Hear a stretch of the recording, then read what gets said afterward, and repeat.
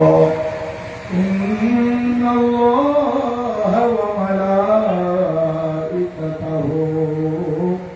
يصلون على النبي يا أيها الذين آمنوا صلوا عليه وسلموا تسليما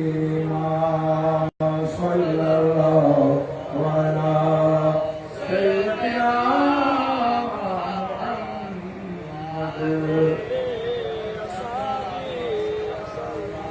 সবার প্রতি অনুরোধ করব একটু মহব্বত নিয়ে দরুদ শরীফ পাঠ করার জন্য। আবার শীতের জন্য আগে তো ঠিক আছে ভিতরে আপনারা একটু মহব্বত নিয়ে দরুদ শরীফ পাঠ করার জন্য অনুরোধ করব। যেহেতু এই মাহফিলের রূহ হচ্ছে দরুদ শরীফ, এই মাহফিলের রূহ দরুদ শরীফ। আপনারা মহব্বত নিয়ে উচ্চস্বরে দরুদ শরীফ করুন। সালাতু ইয়া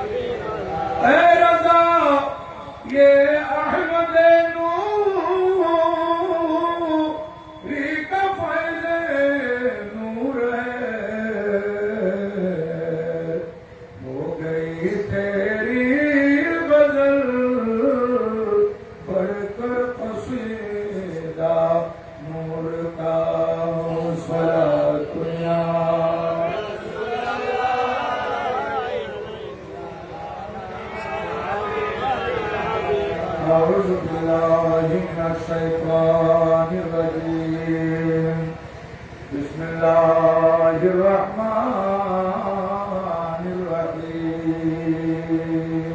الرحيم قال الذي عنده علم من الكتاب أنا آتيك به قبل أن يرتد إليك طرفك فلما رآه مستقرا عنده قال هذا من فضل ربي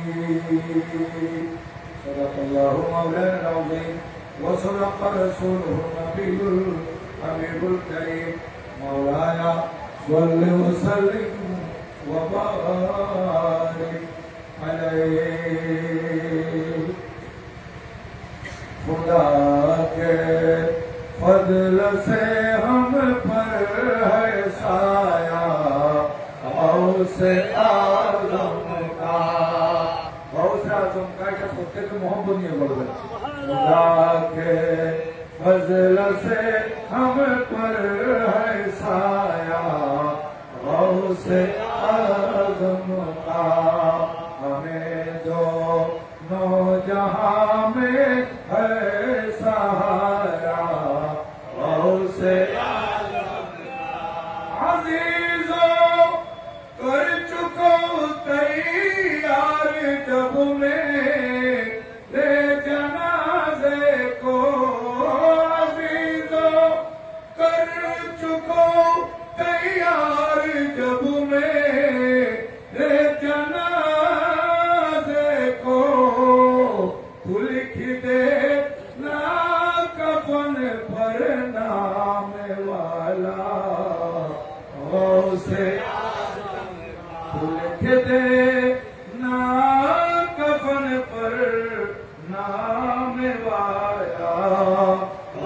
से फरिश्तों रोकते हो क्या मुझे जन्नत में जाने से फरिश्तों रोकते हो क्या मुझे जन्नत में जाने से ये देखो हाथ में दामन है किसका गौसे आज़म का ये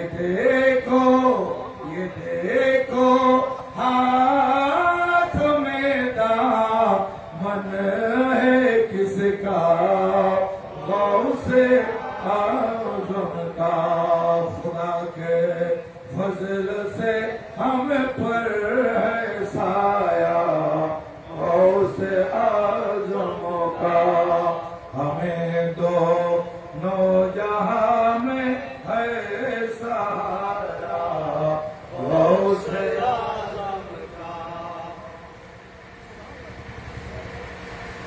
अंजुमाने आशिकाने प्यारो शाह अमीरी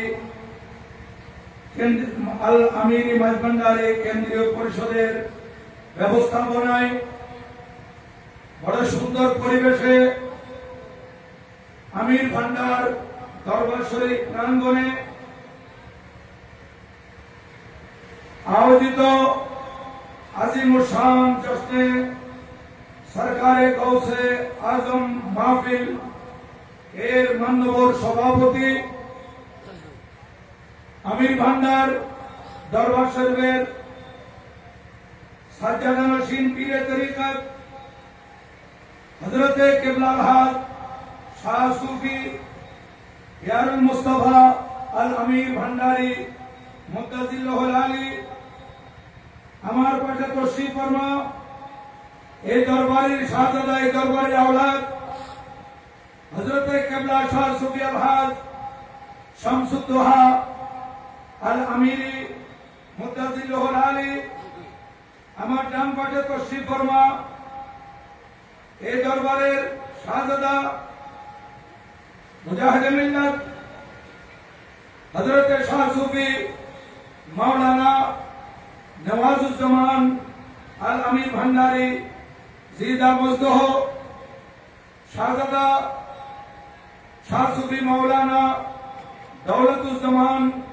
আল আমির ভান্ডারী মুত্তাজিল্লাহুল আলী সহ মঞ্চাসীন দরবারের শাহজা বেগম উপস্থিত উলামায়ে কেরাম বুজুর্গানে দ্বীন বিশেষ করে আজকের মাহফিলের অন্যতম আলোচক ঐতিহ্যবাহী রওজা মুরকিচ্চর মোহাম্মদিয়া গৌসিয়া সুন্নিয়া আলিম মাদ্রাসার সুযোগ্য প্রিন্সিপাল মুজাহিদে মিল্লাত ফখরে আহলে সুন্নাত অনর্ব বক্তা অধ্যক্ষ আলহাজ মৌলানা হাসান রেজাল কাদরি সাহেব দামাক বালো এতক্ষণ পর্যন্ত আমার পূর্বে তিনি নুরানি মানি তকরির পেশ করেছেন পটিয়া মডেল মসজিদের সুযোগ্য খতিব এবং পটিয়া আকবরিয়া সুন্নিয়া দাখিল মাদ্রাসার সুযোগ্য সুপার আজিজে গ্রামী মুজাহিদে মিল্লাত মাওলানা মুফতি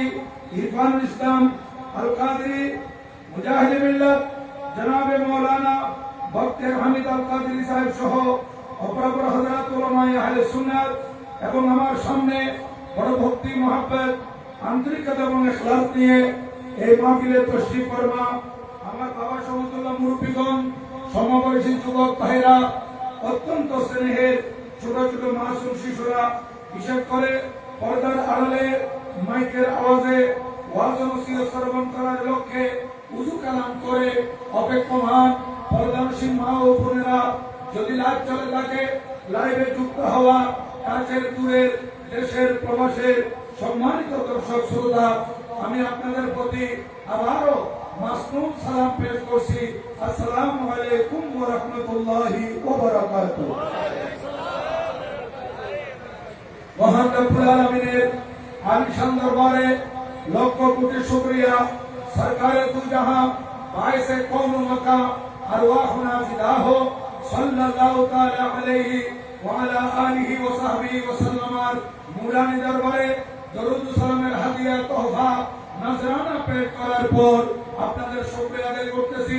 বড় ভক্তি মহব্বত আন্তরিকতা এবং ইখলাস নিয়ে এই মাহফিলে তাশরীফ রেখে মাহফিলের সৌন্দর্য বৃদ্ধি করেছেন মহান রব্বুল আলামিনের আলিশান দরবারে ফরিয়াদ জানাই যারা মঞ্চে তাশরীফ রেখে এই আমির ভান্ডার দরবার শরীফের শাহজাদাগণ হযরতে সাজ্জাদা নরসিংগণ তাশরীফ রেখে উলামায়ে কেরাম উপস্থিত হয়ে মঞ্চ আলোকিত করেছেন, যারা প্যান্ডেলের নিচে বসে যারা মাহফিলের সৌন্দর্য বৃদ্ধি করেছেন, পর্দার আড়ালে যারা ওয়াজ ও নসিহত শ্রবণ করার জন্য উযু কালাম করে অপেক্ষায় আছেন মা বোনেরা, লাইভ চললে যারা লাইভে যুক্ত হয়েছেন প্রত্যেকের জন্য ফরিয়াদ করছি এই 11 দিন ব্যাপী শানে সরকারে গৌসে আজম রাদিয়াল্লাহু তাআলা মাহফিল আমাদের প্রত্যেকের জন্য কাল হাসরের ময়দানে নাজাত এবং মুক্তির উসিলা করে দিন। সবাই উচ্চ স্বরে বলুন আমিন। দক্ষিণ চট্টলার ঐতিহ্যবাহী দরবার আমির ভান্ডার দরবার শরীফ হুজুর গৌসুল আজম মাইজভান্ডারী ফয়েজ ইয়াফতা হুজুর গৌসুল আজম মাইজভান্ডারী রাদিয়াল্লাহু তাআলা আনহুর নূরে নজর হযরত আমিরুল আউলিয়া রাদিয়াল্লাহু তাআলা আনহুর দরবারে 12 দিন ব্যাপী ঈদে মিলাদুন নবী সাল্লাল্লাহু আলাইহি ওয়াসাল্লামের মাহফিল হয়। 10 দিন ব্যাপী শুহাদায়ে কারবালার মাহফিল হয়। এই 12 দিন ব্যাপী জশ্নে ঈদে মিলাদুন নবী সাল্লাল্লাহু আলাইহি ওয়াসাল্লামের মাহফিল দেখা দেখি বিভিন্ন জায়গায় হতে চলেছে। আপনাদের পটিয়ার জমিনে প্রায় আমার মনে হয় 15-20 জায়গায় 12 দিন ব্যাপী জশ্নে ঈদে মিলাদুন নবী সাল্লাল্লাহু আলাইহি ওয়াসাল্লামের মাহফিল আয়োজন হয়ে থাকে এবং 10 দিন ব্যাপী শুহাদায়ে কারবালার মাহফিল এটা হতে থাকে, বিভিন্ন জায়গায় হয়। কিন্তু 11 দিন ব্যাপী শানে সরকারে গৌসুল আজম মাহফিল এটা আমার মনে হয় এ পর্যন্ত গোটা বাংলাদেশে এই দরবারে হচ্ছে। শানে সরকারে গৌসুল আজম দস্তগীর রাদিয়াল্লাহু তাআলা মাহফিল এই দরবারে দ্বিতীয়বারের মতো অনুষ্ঠিত হতে চলেছে। 11 দিন ব্যাপী মাহফিল। আমি শাহজাদাগণ বলছি যে এখান থেকে দেখা দেখি ইনশাআল্লাহ আমার গৌসুল আজম দস্তগীর রাদিয়াল্লাহু তাআলা শানে এই 11 দিন ব্যাপী মাহফিল ছড়িয়ে পড়বে ইনশাআল্লাহ, হতে থাকবে। এবং আমার প্রিয় রাসূল সাল্লাল্লাহু আলাইহি ওয়াসাল্লামের তাশরীফ আওয়ারী উপলক্ষে জশ্নে ঈদে মিলাদুন নবী সাল্লাল্লাহু আলাইহি ওয়াসাল্লামের মাহফিল 12 দিন ব্যাপী হয় এবং শুহাদায়ে কারবালার স্মরণে ইমামে আলী মাকামের স্মরণে 10 দিন ব্যাপী মাহফিল হয়। আমার নবীজির আওলাদ হুজুর শাহী সাহেব মুক্তাদ রাদিয়াল্লাহু তাআলার স্মরণে 11 দিন ব্যাপী মাহফিল চতুর্দিকে হওয়া প্রয়োজন আছে কি নাই? আছে। এবং সাথে সাথে 6 দিন ব্যাপী উরুস খাজা গরিব নওয়াজ রাদিয়াল্লাহু তাআলা আনহু গরিব নওয়াজ রাদিয়াল্লাহু তাআলার মাহফিলও এদেশে 6 দিন ব্যাপী হওয়া প্রয়োজন আছে কি নাই? আছে। কারণ এই ভারতবর্ষে ইসলাম প্রচারে আমার হুজুর খাজা গরিব নওয়াজ রাদিয়াল্লাহু তাআলা আনহুর অবদান অনস্বীকার্য, কেউ অস্বীকার করতে পারবে না। কারণ ওনাকে ভারতবর্ষে ইসলাম প্রচার করার জন্য আমার নবীজি মদিনা পাক থেকে পাঠিয়েছিলেন। ওনার শানও 6 দিন ব্যাপী হওয়া দরকার আছে। 12 দিন ব্যাপী জশ্নে ঈদে মিলাদুন নবী সাল্লাল্লাহু আলাইহি ওয়াসাল্লামের মাহফিল, 10 দিন ব্যাপী পবিত্র শুহাদায়ে কারবালার স্মরণে মাহফিল, 11 দিন ব্যাপী হুজুর গৌসুল আজম দস্তগীর রাদিয়াল্লাহু তাআলার শানে মাহফিল, 6 দিন ব্যাপী হুজুর খাজা গরিব নওয়াজ রাদিয়াল্লাহু তাআলার শানে মাহফিল এবং উরসে গৌসুল আজম মাইজভান্ডারী, উরসে আমির ভান্ডারী, এগুলো হবে। আমরা সুন্নি মুসলমান, আমরা সুন্নিরা যত বেশি আউলিয়া কেরামের শান বর্ণনা করব, আমার নবীজির শান বর্ণনা করব, সাহাবায়ে কেরামের শান বর্ণনা করব, আহলে বাইত রাসূল সাল্লাল্লাহু আলাইহি ওয়াসাল্লামের শান বয়ান করব, আমরা আনন্দে উৎপাদিত হব। আমাদের অন্তরে খোরাক মিলবে, আমাদের অন্তরের মধ্যে আনন্দ আসবে, আর অন্যদিকে বাতিলরা চলতে থাকবে। বাতারা জ্বলতে থাকবে। ইয়া রাসূলুল্লাহ,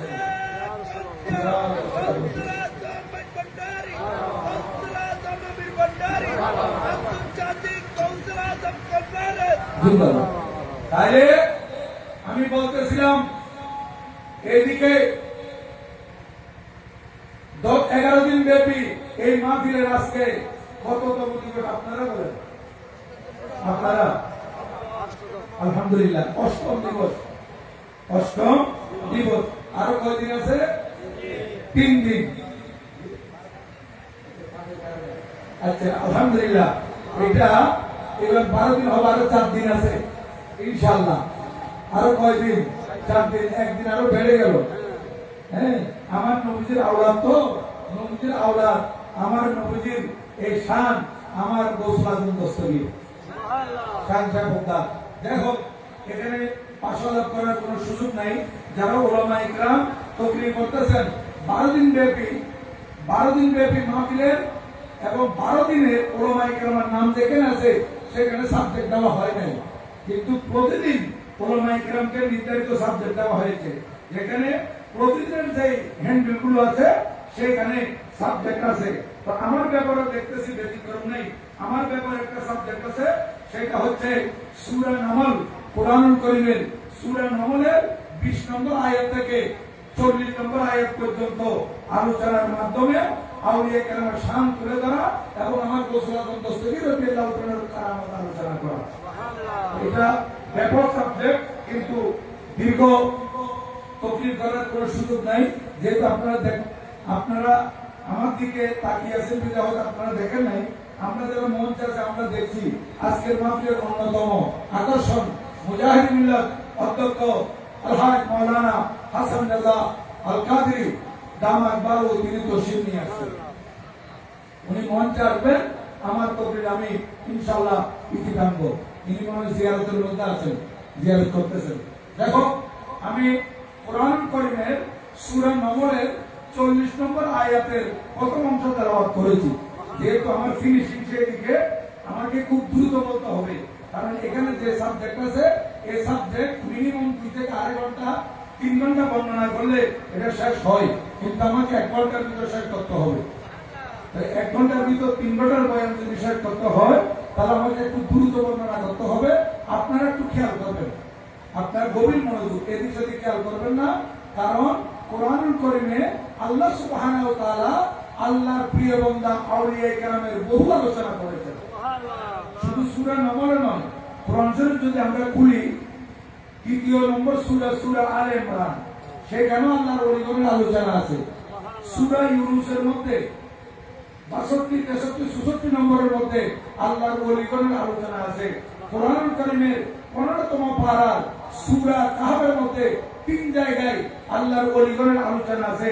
এক জায়গায় 7 জন আল্লাহর ওলি, এরা রুম সাম্রাজ্যে বসবাস করেছিলেন।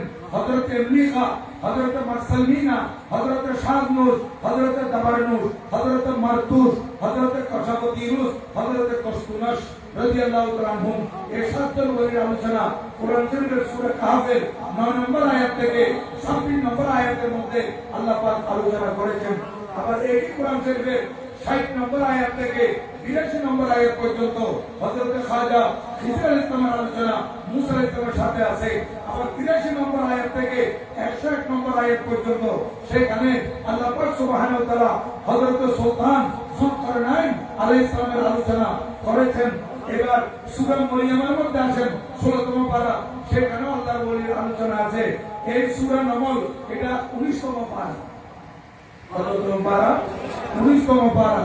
সূরা নামল 19তম পারা, এটা 20 পারা গিয়ে শেষ হয়েছে। এই সূরা নামলের 40 নম্বর আয়াতের মধ্যে আল্লাহ সুবহানাহু ওয়া তাআলা আল্লাহর ওলির করামতের আলোচনা করেছেন।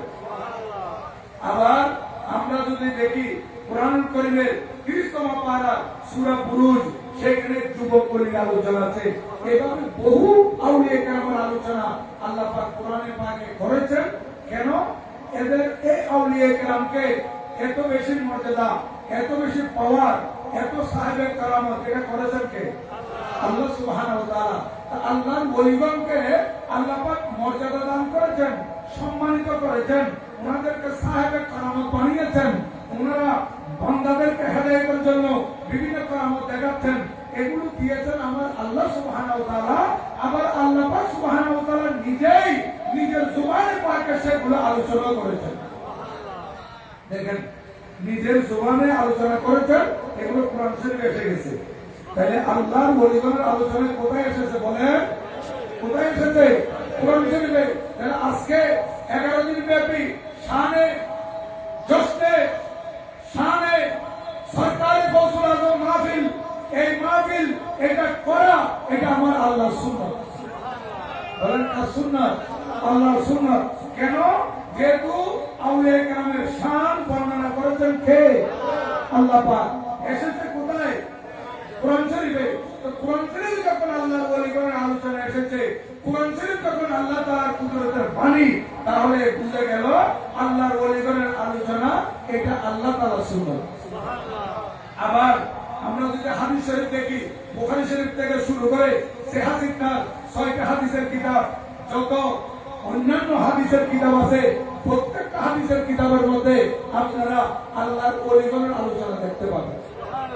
আমার নবীজি আল্লাহ তাআলার ওলিগণের আলোচনা করেছেন।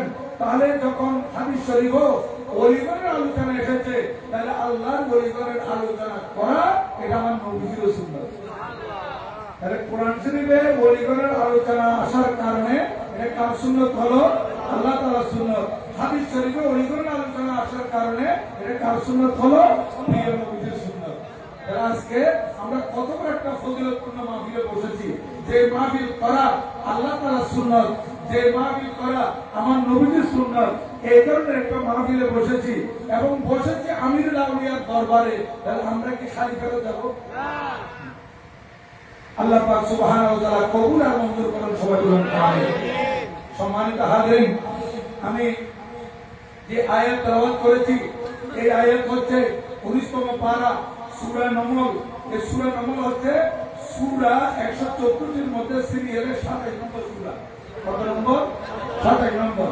তাহলে আমাকে এই 27 নম্বর সূরা 19তম পারা সূরা নমলের 20 নম্বর আয়াত থেকে 40 নম্বর আয়াত পর্যন্ত আমাকে তেলাওয়াত করে করে দ্রুত আলোচনা শেষ করতে হবে। তাই আমি মূল কথায় চলে আসতেছি। আল্লাহ সুবহানাহু ওয়া তাআলা আল্লাহ এই জমিনের মধ্যে 4জন ব্যক্তিকে, কয়জন? 4জন ব্যক্তিকে সারা পৃথিবীর বাদশা বানিয়েছেন। কয়জন? 4জন। সারা পৃথিবীর বাদশাহী দান করেছেন। তার মধ্যে একজন আল্লাহর নবী, আরেকজনের ব্যাপারে ইখতিলাফ আছে, কেউ নবী বলেছেন আর কেউ ওলি বলেছেন। তাহলে আজকে আমিরুল আউলিয়ার দরবার যখন, আমরা ওনাকে ওলির কাছে রাখি।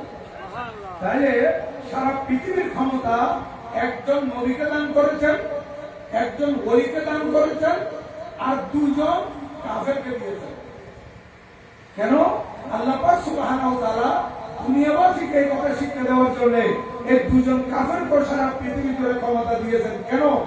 এই দুনিয়ার মানুষ, তোমরা দেখো আমার নবীকে যখন আমি সারা পৃথিবীর বাদশা বানিয়েছি, সারা পৃথিবীর উপর রাজত্ব দিয়েছি, আমার ওলিকে যখন সারা পৃথিবীর উপর রাজত্ব দিয়েছি, এরা আমি আল্লাহর দরবারে সিজদায় মাথা নত করে দিয়েছি। আমার নবী এবং আমার ওলি আমার দরবারে সিজদায় মাথা নত করেছে। আর আমি যখন 2জন কাফের মুশরিককে সারা পৃথিবীর উপরে ক্ষমতা দিয়েছি, এরা সেটা কেনে অহংকার করে নিজেকে খোদা দাবি করে বসেছে। ওরা অহংকারী হয়ে নিজেকে কি দাবি করেছে? খোদা দাবি করেছে। অথচ তাদেরকে সারা পৃথিবীর রাজত্ব কে দিয়েছেন? আল্লাহ পাক দিয়েছেন। আল্লাহ পাক তাদেরকে দান করেছেন, সেটা তারা ভুলে গেছে, নাফরমান হয়ে গেছে, শেষ পর্যন্ত খোদা দাবি করে বরবাদ গেছে, মুশরিক হয়ে গেছে। কিয়ামতের ময়দানে ভয়াবহ পরিণাম হবে। কিন্তু 2জন, একজন নবী আর একজন ওলি, এই 2জনকে আল্লাহ পাক ক্ষমতা দিয়েছেন। ওনারা আমাদেরকে শিক্ষা দিয়েছেন আল্লাহ পাকের পক্ষ থেকে কোন নিয়ামত পেলে যাতে আল্লাহর দরবারে মাথা নত করে শুকরিয়া আদায় করে। ঠিক আছে? হযরতে সম্মত একজন হচ্ছেন হযরতে সুলাইমান আলাইহিস নবী আলাইহিস সালাতু ওয়াস সালাম। উনি হচ্ছেন হযরতে সৈয়দনা দাউদ আলাইহিস সালামের শাহজাদা। দাউদ আলাইহিস সালাম আল্লাহ পাক যে বড় বড় 4টি কিতাব নাযিল করেছেন আসমানি কিতাব, তার মধ্যে একটি কিতাব দেওয়ার জন্য যাকে নির্বাচিত করেছেন উনি হচ্ছেন খলিফাতুল্লাহ হযরত দাউদ আলাইহিস সালাম। ওনার উপর নাযিল হয়েছে কোন কিতাব বলেন তো? কোন কিতাব জানেন? জবুর। মহান রব্বুল আলামিন কুরআনুল কারীমে ইরশাদ করেন, ওয়া আতাইনা দাউদ যাবুরা। আমি আল্লাহ হযরত সাইয়্যিদনা দাউদ আলাইহিস সালামকে জবুর কিতাব দান করেছি। ওই দাউদ আলাইহিস সালামের শাহাদাত হযরত সাইয়্যিদনা সুলাইমান আলাইহিস নবিয়্যিনা আলাইহিস সালাতু ওয়াস সালাম, ওনার উপর ওনাকে আল্লাহ সুবহানাহু ওয়া তাআলা সারা পৃথিবীর বাদশা বানিয়েছিলেন। হযরত সাইয়্যিদনা সুলাইমান আলাইহিস সালাম উনি এক দেশ থেকে আরেক দেশে যেতেন, বিভিন্ন দেশে ভিজিট করতেন, ভিজিটে বের হতেন। আমাদের দেশ থেকে প্রেসিডেন্ট, প্রধানমন্ত্রী কোথাও যাইতে চাইলে রিজার্ভ বিমান নিয়ে যায়। বিদেশ থেকে কোন গেস্ট প্রেসিডেন্ট আমাদের দেশে আসে, রিজার্ভ বিমান নিয়ে আসে। তাহলে আমরা রিজার্ভ বিমান আমরা আমাদের দেশও প্রেসিডেন্ট, মন্ত্রী, প্রধানমন্ত্রী ওনারা ব্যবহার করে, প্রধান উপদেষ্টা ওনারা ব্যবহার করে। আবার ওই দিক থেকে বিভিন্ন দেশ থেকে কোন মন্ত্রী, মিনিস্টার আসলে, প্রেসিডেন্ট আসলে ওনারা রিজার্ভ বিমান নিয়ে আসে। যে কোন দেশের প্রেসিডেন্ট বলেন, প্রধানমন্ত্রী বলেন, ওনারা যখন রিজার্ভ বিমান নিয়ে বিভিন্ন দেশে যাবে, দেখা যাবে বছর শেষে এই রিজার্ভ বিমান নিয়ে বিভিন্ন জায়গায় যাওয়ার কারণে লক্ষ লক্ষ টাকা জ্বালানি খরচ। জ্বালানি খরচ আছে না? এই বিমান চলতেছে 100% অক্টেন দিয়ে, কত লক্ষ লক্ষ টাকা জ্বালানি খরচ ওনাদের নামে আসতেছে। কিন্তু একটা কথা মনে রাখবেন, হযরত সাইয়্যিদনা সুলাইমান আলাইহিস সালাম সিরিয়া থেকে বগদাদ শরীফ যাবেন, এখান থেকে আফগান গেছেন, সিরিয়া থেকে উনি ইয়েমেনে গেছেন, উনি যেখানে গেছেন হযরত সাইয়্যিদনা সুলাইমান আলাইহিস সালাম উনি যেখানে গেছেন ওনার কাছে কোনো জ্বালানি খরচ লাগেনি, কোনো জ্বালানি খরচ লাগেনি। এই যে মনে করেন এত একটা সিংহাসন, সেখানে উনি নিজেই বসেছেন এবং উজির নাজির সবাইকে নিয়ে রসদ যা লাগে সবকিছু নিয়ে উনি যখন সিংহাসনে বসতেন, বসার পর বাতাসকে আহ্বান করতেন, ও বাতাস আমার সিংহাসনটা নিয়ে চলো। হযরত সুলাইমান নবী আলাইহিস সালামকে আল্লাহ এমন ক্ষমতা দান করেছেন, বাতাস ওনার পাবে ছিল, বাতাস ওনার অর্ডার করে ঘুরে করত। এবং হযরত সাইয়্যিদনা সুলাইমান আলাইহিস সালাম আল্লাহর সৃষ্টির মধ্যে যত পশু পক্ষী আছে সব কিছু ভাষা বুঝতেন, পশু পক্ষীর ভাষা বুঝতেন। উনি সিংহাসনে বসে বাতাসকে আহ্বান করতেন, বাতাস আমি আফগান যাব, আমাকে আফগান নিয়ে চলো। আমি সিরিয়া এই রাজধানী থেকে বগদাদ যাব, আমাকে বগদাদ নিয়ে চলো। আমি এমন যাব, এমন নিয়ে চলো। একদিন হযরত সাইয়্যিদনা সুলাইমান আলাইহিস সালাম মনে মনে খেয়াল করলেন, ইয়েমন রাজ্য অনেক সুন্দর, আমি একটু ইয়েমন ভিজিট করব। সিরিয়া থেকে ইয়েমন কিতাবের মধ্যে লিখতেছে 900 মাইল। কত মাইল? 900 মাইল। আমাদের বাংলাদেশের টেকনাফ থেকে তেতুলিয়া সোজা 900 মাইল হবে না। হ্যাঁ, আর সিরিয়া যেখানে রাজধানী বাইতুল মাকদাস, সেখান থেকে যেখানে যাবেন কত সময় বললাম? 900 মাইল। কিলোমিটার হিসাবে 1300 কিলোমিটার, 1300 কিলোমিটার।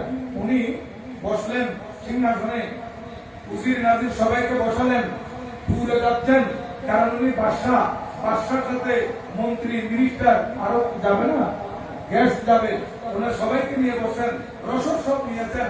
নিয়ে যখন সম্পূর্ণ প্রস্তুত, বাতাসকে আহ্বান করলেন, বাতাস আমাকে এই সিরিয়া থেকে ইয়েমন নিয়ে চলো। মুসলমান বাতাস করার দেওয়ার সাথে মুহূর্তের মধ্যে এই বাতাস হযরত সাইয়্যিদনা সুলাইমান আলাইহিস সালামের সিংহাসন শুদ্ধ উড়ে নিয়ে গেল। মুহূর্তের মধ্যে ইয়েমন পৌঁছে দিল। আপনি ইয়েমনে পৌঁছে গেলেন, ইয়েমনে নামলেন। ইয়েমনে নামার পর হযরত সুলাইমান আলাইহিস সালাম বড় মেহমান নওয়াজ ছিলেন, মেহমানদারির খেয়াল বেশি করতেন। প্রত্যেকটা নবী ওনারা মেহমান নওয়াজ, মেহমানদারি করা নবীগণের সুন্নাত। কথা বললে তো অনেক লম্বা হবে। বাবুন কাইফা কানা ফাদলুল ওয়াহি আলা রাসূলিল্লাহ সাল্লাল্লাহু আলাইহি ওয়াসাল্লাম, এই চ্যাপ্টারের অধীনে তরজমাতুল বাবের অধীনে হাদিসে পাক আছে আমার নবীর উপর যখন ওহী নাযিল হলো প্রথমবার আমার নবীজি একটু ভীত অনুভব করলেন, ভয় অনুভব করলেন। তারপরে হযরতে উম্মুল মুমিনিন খাদিজাতুল কুবরা রাদিয়াল্লাহু তাআলার কাছে গিয়ে বলতেছেন, জাম্মিলুনি, আমাকে চাদর উড়িয়ে দাও, চাদর উড়িয়ে দাও। লাকাত ফাশিতু আলা নফসি, আমি ভিতরে একটু ভীতি অনুভব করতেছি। আমার কাছে এরকম কেউ আছে? আমার নবীজিকে হযরতে আমাদের আয়েশা সিদ্দিকা রাদিয়াল্লাহু খাদিজাতুল কুবরা রাদিয়াল্লাহু তাআলা বলতেছেন, ফাকালাত খাদিজাতু কাল্লা ওয়াল্লাহি মা ইউখজিকাল্লাহু আবাদা, ইয়া রাসূলুল্লাহ, আল্লাহ পাক সুবহানাহু ওয়া তাআলা আপনাকে কখনো এরকম অপমানিত করবেন না, যেহেতু ইন্নাকা লা তাসিলুর রাহমা, আপনি আত্মীয়তার সম্পর্ক জোরন দেন, ওয়া তাকসিবুল ওয়া তাহমিলুল কাল্লা, আপনি যারা বেওয়া এতিম এদের বোঝা আপনি নিজের কাঁধে নিয়ে নেন, নিজের উপর নিয়ে নেন, ওয়া তাকসিবুল মাদুম, যারা নিঃস্ব তাদেরকে আপনি দান করেন, তাদের জন্য আপনি উপার্জন করেন, ওয়া তুকরিম দাইফ, আপনি মেহমানদারি করেন, ওয়া তুরিনু আলা নাওয়াইল হক, এবং বিভিন্ন মুসিবত যাদেরকে আপনি সাহায্য করেন। তাহলে আমার নবীজি মেহমান নওয়াজ, হযরত ইব্রাহিম আলাইহিস সালাম কত বেশি মেহমান নওয়াজ ছিলেন। উনি মেহমানদারির দিকে এত বেশি খেয়াল করতেন, মেহমান ছাড়া উনি খানা গ্রহণ করতেন না। একদিন ঘরের মধ্যে মেহমান আসে নাই, উনি বিবিকে বললেন, খানা রেডি করো, আমি মেহমানের জন্য বেরিয়ে যাচ্ছি, আমি মেহমান তালাশ করে আনি। দেখেন নবীগণ কত বেশি মেহমান নওয়াজ ছিলেন। মেহমানদারি করবেন, মেহমানদারি করা আল্লাহর নবীগণের সুন্নাত। হযরত সুলাইমান নবী আলাইহিস সালাম উনি ইয়ামানের মধ্যে গিয়ে ওদের নাজিরদেরকে বললেন, আশেপাশে এই এলাকায় যত মানুষ আছে তাদেরকে আজকের দুপুরের খানার জন্য দাওয়াত দিয়ে দাও, আমার পক্ষ থেকে তাদেরকে দুপুরের খাওয়া দেওয়া হবে, আমার পক্ষ থেকে লাঞ্চের ব্যবস্থা হবে, দুপুরের খানা খাবে, সবাইকে দাওয়াত দাও। হযরত সাইয়েদনা সুলাইমান আলাইহিস সালামের পক্ষ থেকে দাওয়াত দেওয়া হলো, মানুষজন আসলো, আল্লাহর নবীর পক্ষ থেকে তারা দাওয়াত গ্রহণ করলো। এত বেশি সুস্বাদু খানা তারা কোনোদিন খাই নাই, বেশি খুশি হয়েছে, আপন আপন জায়গায় সবাই চলে গেছে। হযরত সাইয়েদনা সুলাইমান আলাইহিস সালাম দুপুরের খানা কবুল করে একটু রেস্ট করতেন। কি করতেন? একটু আরাম করতেন। এটা আমার নবীজির সুন্নাত, এটা আমাদের জন্য সুন্নাত, এটাকে বলা হয় কাইলুলা। কি বলা হয়? কাইলুলা। আজকে আমাদেরকে বিভিন্ন রোগ আঁকড়ে ধরছে, কেন জানেন? বিভিন্ন রোগ আমাদের শরীরে পাঠা বাঁধতেছে, এই জন্য যেহেতু আমরা নবীজির সুন্নাত ছেড়ে দিয়েছি, আমরা নবীজির সুন্নাতের বিপরীত করতেছি। আমার নবীজির সুন্নাত হচ্ছে দুপুরের খানা খেয়ে একটু রেস্ট করা, আর রাত্রে খানা খেয়ে একটু পায়চারি করে তারপরে বিছানায় আসা, একটু হেঁটে তারপরে বিছানায় আসা। হাঁটাটা বাইরে না হলো, ঘরের ভিতরে হলো, সামনে রুম, মাঝের রুম, ভিতরে রুম, এইভাবে আপনি কমপক্ষে 40 কদম হাঁটেন, তারপর আপনি ঘুমিয়ে পড়েন। রাত্রে খানা খেয়ে সাথে সাথে ঘুমিয়ে যাওয়া, এটা শরীরের জন্য ক্ষতিকর। আর দিনের বেলা খানা খেয়ে সাথে সাথে বেরিয়ে যাওয়া, এটা শরীরের জন্য ক্ষতিকর। এই জন্য আপনারা খেয়াল রাখবেন, খানা দিনের বেলা খেয়ে একটা রেস্ট দিবেন। আমি একটা কিতাবের মধ্যে পড়ছি, বাদশাটার নাম বলে একজন ডাক্তার, ওনার নামটা আমি ভুলে গেছি, উনি বলতেছেন এই দেশের ক্ষমতা যদি আমার কাছে আসতো তাহলে আমি দুপুরের পর মানুষকে বাধ্য করতাম যে তোমরা ডিউটিতে আসবে, যে আধা ঘন্টা রেস্ট করে থাকবে, খানা খেয়ে আধা ঘন্টা রেস্ট করে বিছানায় শুয়ে থাকবো, ডিউটিতে আসবে, রেস্ট ছাড়া খানা খাওয়া আমার তো তোমরা আসবে না, এটা আমি বাধ্যতামূলক করে দিতাম। কারণ দুপুরের রেস্ট এটা শরীরের জন্য বড় উপকারী। হযরত সাইয়েদনা সুলাইমান আলাইহিস সালাম উনি আরাম করতেছেন, আরাম করবেন। আপনারা জানেন আরবের মধ্যে এক দেশ থেকে এক দেশ, এক দেশ থেকে এক দেশ পরিবারে যাওয়ার সময় সাথে কি নিয়ে যাইতো? তাবু। কি নিয়ে যাইতো? তাবু। এখনো আমরা হজ করতে গেলে দেখি যে বিভিন্ন দেশ থেকে আশেপাশে থেকে আসলে ওরা তাবু নিয়ে আসে, আর বা মেনা মজদাল ভাই ওরা নিজস্ব তাবু ব্যবহার করে গাড়ির মধ্যে তাবু রাখে, গাড়িতে বের হয়ে তাবু তুলে দিয়ে সেই গাড়ি তারা ফ্যামিলিরা আরাম করে। এখন হযরত সুলাইমান আলাইহিস সালাম যাওয়ার সময় কোনো তাবু নেন নাই, যেহেতু পশু পক্ষী ওনার অর্ডারে বললাম। হযরত সুলাইমান আলাইহিস সালাম এখন রেস্টে যাবেন। এখন দেখা গেল এই যে আজকে আপনাদের এখানে কত সুন্দর সামিয়ানা, কত সুন্দর প্যান্ডেল করা হয়েছে। হযরত সুলাইমান আলাইহিস সালামের জন্য প্যান্ডেলের ব্যবস্থা করা হতো না। সুলাইমান আলাইহিস সালাম যখন রেস্ট করবেন, আরাম করবেন, এটা খেয়াল করতেন। বিভিন্ন জাতের পাখিরা উড়ে উড়ে উড়ে উড়ে উড়ে উড়ে এসে ওরা পাখা মেলে মেলে পুরো প্যান্ডেল বানিয়ে ফেলতো। পাখিরা প্যান্ডেল বানিয়ে ফেলতো, পাখির পাখার প্যান্ডেল কত সুন্দর। এরা বাতাসের উপর দাঁড়িয়ে আছে আর বিশাল একটা প্যান্ডেল, যাতে করে হযরত সুলাইমান আলাইহিস সালামের গায়ে রোদের তাপ না পড়ে। এখন পাখিরা ওনার খেদমত করতেছে, এই পাখিরা প্যান্ডেল বানিয়ে দিল। হযরত সুলাইমান আলাইহিস সালাম আরাম করতেছেন। পাখিগুলোর মধ্যে একটা রিজার্ভ পাখি ছিল হযরত সুলাইমান আলাইহিস সালামের, ওটা প্যান্ডেলের দায়িত্ব ছিল না, ওই পাখির দায়িত্ব ছিল হুজুর যে কোনো জায়গায় সফর করবেন। সেই আরব দেশে তো সেই সময় পানির বড় অভাব ছিল, পানির বড় অভাব ছিল। এই পাখির দায়িত্ব ছিল হযরত সুলাইমান আলাইহিস সালামকে পানি তালাশ করে দেওয়া। দেখেন কে তালাশ করতেছে, মানুষে না। সুলাইমান আলাইহিস সালাম, হযরত সুলাইমান আলাইহিস সালামের পাখি, সুলাইমান আলাইহিস সালামের জন্য পানির খেদমত কে করতো? একটা পাখি। ওই পাখির নাম হুদহুদ। কোরআন শরীফে ওই পাখির নাম হয়েছে। ওই হুদহুদ পাখি মনে মনে কি করলো, হুজুর এখন আরাম করবে, রেস্ট নেবে। এই সুযোগে আমি পাখিরা তাদের দায়িত্ব পালন করতেছে, আমার দায়িত্ব শুরু হবে। হুজুর যখন ঘুম থেকে উঠবে, উঠলে তারপর আমার দায়িত্ব শুরু, আমি পানি তালাশ করে দেবো। কিন্তু এখন তো হুজুর রেস্টে গেছেন, এই সুযোগে আমি একটু উড়ে উড়ে উড়ে উড়ে দেশটা দেখে ফেলি। এই এমন নাকি বড় সুন্দর দেশ, হুজুর আর আসেন কিনা জানি না। এইবার যখন আসছি আমি একটু ঘুরি, তখন হুজুর রেস্টে আছে। আপনার কি করতেছেন? হুজুর রেস্টে আছেন। এই পাখি উঠতে লাগলো, উঠতে উঠতে উঠতে উঠতে উঠতে উঠতে এই পাখি অনেক দূর চলে গেছে। যাওয়ার পর নিচের দিকে যখন দৃষ্টি দিল, এই পাখির চোখের দৃষ্টি খুব বেশি ছিল। অনেক উপরে উঠে যাওয়ার পর নিচের দৃষ্টি দিলে বুঝতে পারতো যে পানি কোথায় আছে। এখন নিচে যখন দৃষ্টি নিক্ষেপ করলো, পাখি দেখতেছে খুব সুন্দর একটা বাগান, খুব সুন্দর একটা বাগান, এত সুন্দর বাগান আর কোনোদিন দেখে নাই। পাখি বলতেছে একটু নামি। বাগানে যখন নামছে, তফসিরের কিতাবে লেখছে একই জাতের আরেকটা পাখি, তার নাম হচ্ছে ইয়াফুর। ওই পাখির নাম কি? ইয়াফুর। এই ইয়াফুরের সাথে দেখা হলো, দুই পাখি পরস্পরের কথোপকথনে লেগে গেল। এই পাখি তুমি কোথেকে আসতেছো? বলে আমি সিঁড়িয়ে থাকি, হযরত সুলাইমান আলাইহিস সালামের দরবারের খাদেম আমি, হুজুরকে আমি পানি তালাশ করে দিই। হুজুর ইয়েমেনের মধ্যে ভিজিটে আসছেন, আমিও হুজুরের সাথে আসছি, হুজুর একটু আরাম করতেছেন, আমি এই সুযোগে ইয়েমন রাজ্যটা একটু ঘুরে ঘুরে দেখতেছি।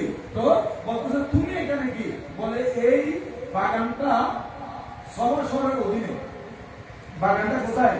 সভা শহরের মধ্যে। এই সভা শহরে পুরো সভা শহরের উপর রাজত্ব করতেছেন একজন মহিলা, মালাকায় সভা, সবার রানী। ওর নাম হচ্ছে বিলকিস। নাম কি? বিলকিস। বিলকিস বিন সারজিল।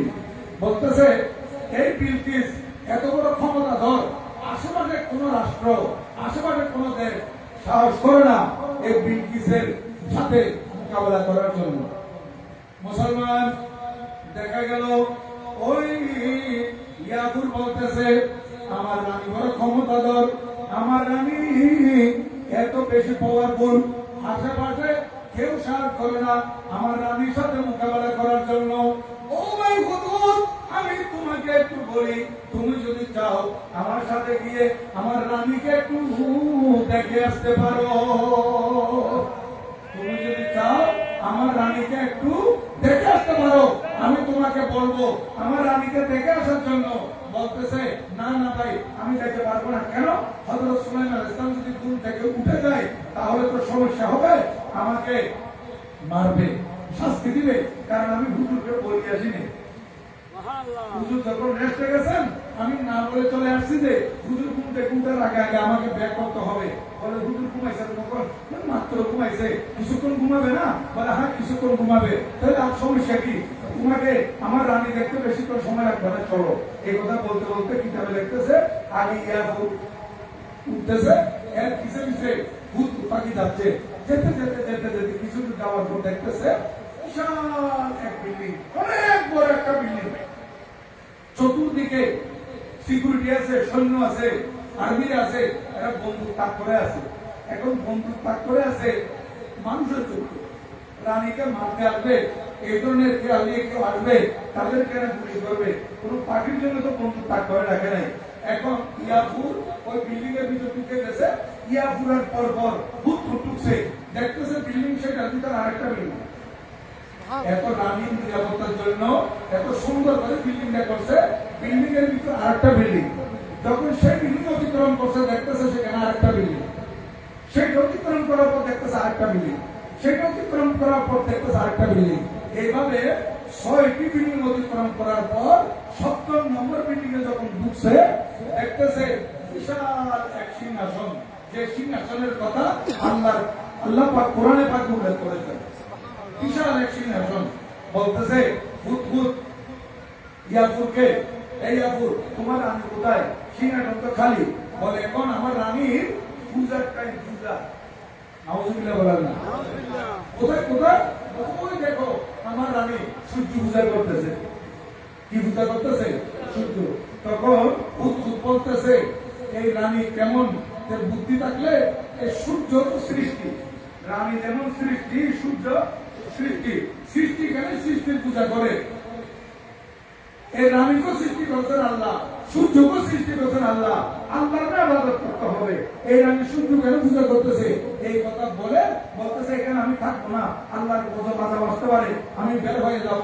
তখন ভূত ভূত একটা ঘরের পর একটা ঘর, একটা ঘরের পর একটা ঘর, একটা ঘরের পর একটা ঘর অতিক্রম করে কিতাবের মধ্যে লিখতেছে এটার 7ম ঘর যখন অতিক্রম করছে খোলা আকাশ দেখতেছে। বলতেছে আমি চলে যাই। এখন ও যাইতে যাইতে যাওয়ার আগেই হযরত সুলাইমান আলাইহিস সালাম ঘুম থেকে উঠে গেছে। সুবহানাল্লাহ। হযরত সুলাইমান আলাইহিস সালাম ঘুম থেকে উঠে মাত্র উনি তো ওযু করবেন, নামাজ পড়বেন, ওযুর জন্য পানির প্রয়োজন। বলতেছে হুদহুদকে ডাকো। সবাই বলতেছে হুজুর হুদহুদকে দেখতেছি না। আল্লাহর কোরআন 20 নম্বর আয়াত, মনে রাখবেন কত নম্বর?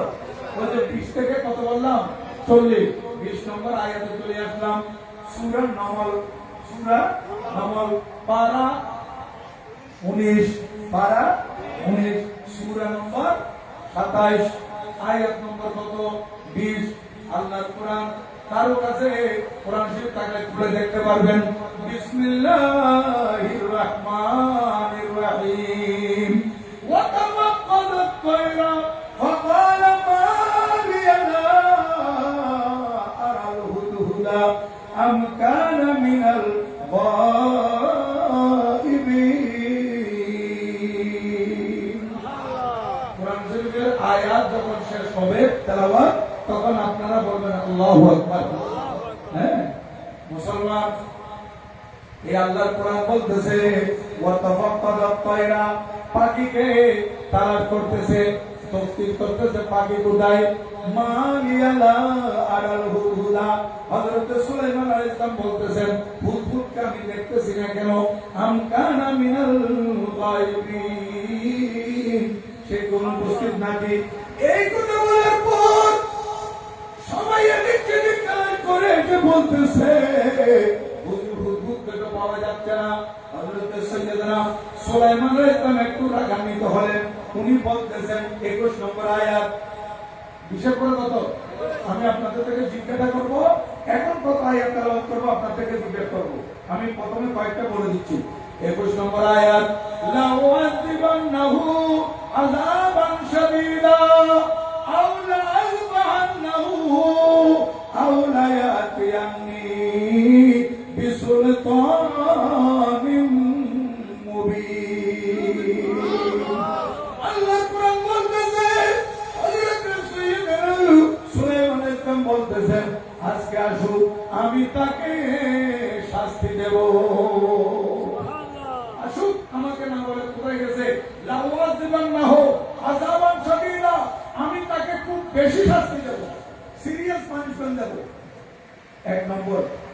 নম্বর আও লাজ মাহান্নাহু, অথবা আমি তাকে একেবারে জবাই করে দেব, একেবারে কি করে দেব, জবাই করে দেব। তৃতীয় নম্বর, তিনটা কথা বলেছেন, আও লায়াতিয়ান্নি বিসুলতানিন মুবিন, অথবা আমার কাছে নির্ভরযোগ্য সংবাদ নিয়ে আসবে। কি কারণে গেছে? নির্ভরযোগ্য সংবাদ নিয়ে আসলে আমি তাকে মাফ করে দিব, নতুবা ওই দুঃশাস্তির যে কোনো একটা দেব, হয়তো আমি তাকে সিরিয়াস মারবো, পানিশমেন্ট করবো, অথবা তাকে একেবারে কি করে দেব, জবাই করে দেব। এই কথা বলার পর আল্লাহর কোরআন 22 নম্বর আয়াত, فَمَكَثَ غَيْرَ بَعِيدٍ فَقَالَ أَحَطتُ بِمَا لَمْ تُحِطْ بِهِ وَجِئْتُكَ مِنْ سَبَإٍ بِنَبَإٍ يَقِينٍ। আল্লাহ কোরআন বলতেছে অল্প দেরিতে, বেশি দেরি হয় নাই, হযরত সাইয়্যিদনা সুলাইমান আলাইহিস সালাম যখন তালাক করতেছেন, তালাক করতে করতে কিছুক্ষণের মধ্যে পাখি চলে আসলো। ফামাকাসা গায়রা বাঈদ, দেরি লাগে নাই, অতি অল্প সময়ে চলে আসছে। এবং আয়েশা বলতেছে, হুজুর আমি এমন কিছু সম্পর্কে জেনেছি, এমন কিছু সম্পর্কে অবগত হয়েছি যা বিমালাম তুহিবি, এখন আপনি অবগত হন নাই। হুজুর আমি কোত্থেকে আসতেছি আপনাকে বলি, ওয়াজিতুকা মিন সাবাই, হুজুর আমি সবাসর থেকে আসতেছি। কোত্থেকে? সবাসর। এই সবাসরের নামও কোরআন শরীফে চলে আসছে, ওয়াজিতুকা মিন সাবাই, হুজুর আমি সবাসর থেকে আসছি, বিনাবাইন ইয়াকিন, নির্ভরযোগ্য সংবাদ নিয়ে। হুজুর এর আগে কি বলছিলেন? আমাকে হয়তো নির্ভরযোগ্য সংবাদ দিতে হবে, নতুবা আমি তাকে শাস্তি দেব অথবা জবাই করে দিব। এখন সে যখন বলছে নির্ভরযোগ্য সংবাদ, এখন হুজুর বলতেছে কি নির্ভরযোগ্য সংবাদ বলো, তখন আয়াত নম্বর 23, আয়াত নম্বর কত? আমি দ্রুত বলবো বলছিলাম না, আয়াত নম্বর 23 আল্লাহ কোরআন বলতেছে, ইন্নী ওয়াজাদতু ইমরাতান তামলিকুহুম ওয়া উতিয়াত মিন কুল্লি শাইইন ওয়া লাহা আরশুন আযীম। আল্লাহ কোরআন বলতেছে, ওই হুজুর বলতেছে হযরত সাইয়্যিদনা সুলাইমান আলাইহিস সালামকে, হুজুর আমি একজন মহিলাকে দেখেছি, ইন্নী ওয়াজাদতু ইমরাতান, আমি একজন মহিলাকে পেয়েছি, তামলিকুহুম, সে তার জনগণের উপর রাজত্ব করতেছে, ওয়া উতিয়াত মিন কুল্লি শাইইন, বড় ক্ষমতাধর, তাকে পাওয়ার দেওয়া হয়েছে। শুধু তাই নয় হুজুর আমি আরো দেখেছি, ওয়ালাহা আরশুন আযীম, হুজুর এই মহিলার কাছে বিশাল এক সম্মানিত সিংহাসন আছে। এটা আরশুন কবির বলা হয় নাই, কবির মানে বড়, আজিম মানে বড়, কবির মানে গাগতিকে বড়, কিন্তু আজিম মানে এত এন্ন বড়, সম্মানও বড়। এটাকে সম্মানিত কেন বলছে? যেহেতু কিতাবের মধ্যে লিখতেছে এটা সম্পূর্ণ স্বর্ণ চাঁদির তৈরি। কিসের? স্বর্ণ চাঁদির তৈরি এবং হীরা জওহরাত মণিমুক্তের পরিপূর্ণ। এই সিংহাসনটা খুব দামি সিংহাসন। আমার আল্লাহ বলতেছে ওয়ালাহা আরশুন আযীম, এই খুব বুঝাইছে বলতেছে হুজুর তার কাছে একটি মহান সিংহাসন আছে। এরপর আয়াত নম্বর কত হবে বলেন? মাশাআল্লাহ 24 নম্বর আয়াত আল্লাহর কোরআন বলতেছে, ওই হুজুর সুলাইমান আলাইহিস সালাম কি বলতেছে, ওয়াজাদতুহা ওয়া কাওমাহা ইয়াসজুদুনা লিশ-শামসি মিন দুনিল্লাহ ওয়া যায়্যানা লাহুমুশ শাইতানু আ'মালাহুম ফাসাদ্দাহুম আনিস সাবিল ফাহুম লা ইয়াহতাদুন। তখন এই হুজুর পাকি বলতেছে, হুজুর আমি এই মহিলাকে কি অবস্থায় পেয়েছি জানেন? ওয়াজাদতুহা ওয়া কাওমাহা, হুজুর আমি তাকে পেয়েছি তার সম্প্রদায় সহ, তার সম্প্রদায়, তার দলবল সহ পেয়েছি। ইয়াসজুদুনা লিশ-শামস, তারা সূর্যকে সিজদা করতেছে, সূর্য পূজা করতেছে, মিন দুনিল্লাহ, আল্লাহকে বাদ দিয়া। কাকে বাদ দিয়া? আল্লাহকে বাদ দিয়া। আল্লাহর ইবাদত না করে, সৃষ্টিকর্তার কাছে কৃতজ্ঞ না হয়ে, আল্লাহ তাআলার ইবাদত না করে সে পূজা করতেছে কার? সূর্যের। ওয়াসাইয়ারা লাহুম শাইতানু আমালাহুম, হুজুর এই আমলের মধ্যে তারা যে সূর্য পূজা করতেছে, এই কাজের মধ্যে তাদেরকে শোভন করতেছে শয়তান। তাদেরকে এটা শোভন দিচ্ছে, উৎসাহিত করতেছে কে? শয়তান। তাদের এই কাজে তাদেরকে শয়তান উস্কাচ্ছে, শয়তান এই কাজের মধ্যে তাদেরকে উদ্বুদ্ধ করতেছে। এটা বলার পর বলতেছে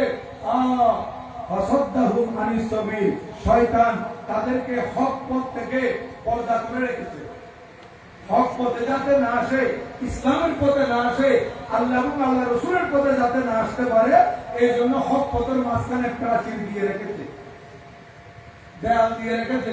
ফাসাদতাহুম আনিস সাবিল, এটা আনিস সাবিলের আলিফ লাম, এটাকে বলা হয় এওয়াজুল জাবিলাই, অর্থাৎ এটা আনিস সাবিল মানে আন সাবিলিল হুদা, হেদায়েতের পথ থেকে হেদায়েতের পথে না আসার জন্য সেই পর্দা দিয়ে রাখছে। ফাহুম লা ইয়াহতাদুন, সুতরাং তারা আর হেদায়েত পাচ্ছে না, শুধু সূর্য পূজা করে আছে। এবার 25 নম্বর আয়াত, আল্লাহর কোরআন বলতেছে আল্লাহ ইয়াসজুদু মিন দুনিল্লাহ, আল্লাহ ইয়াসজুদু, এরা সিজদা করতেছে আল্লাহকে। কোন আল্লাহ?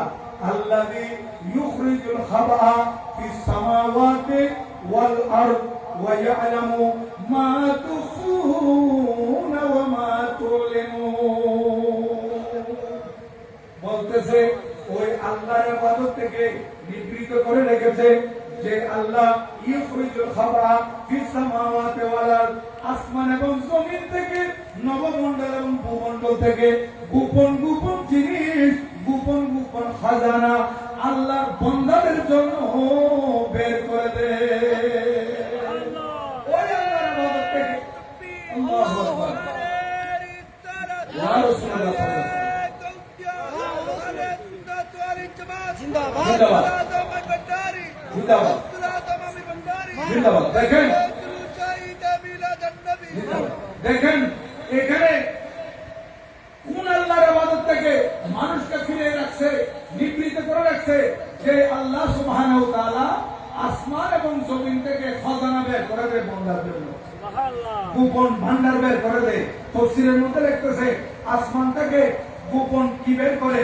সর্বপ্রথম হচ্ছে আসমান থেকে আল্লাহ পাক সুবহানাহু ওয়া তাআলা যে বৃষ্টি নাযিল করে বান্দার জন্য, এই বৃষ্টি আসমানের মধ্যে থাকে না, কিন্তু আল্লাহ সুবহানাহু ওয়া তাআলা কুদরতিভাবে সাগর থেকে এই পানিগুলো উঠিয়ে বান্দার যখন প্রয়োজন হয় তখন বান্দাদেরকে বৃষ্টি দান করে।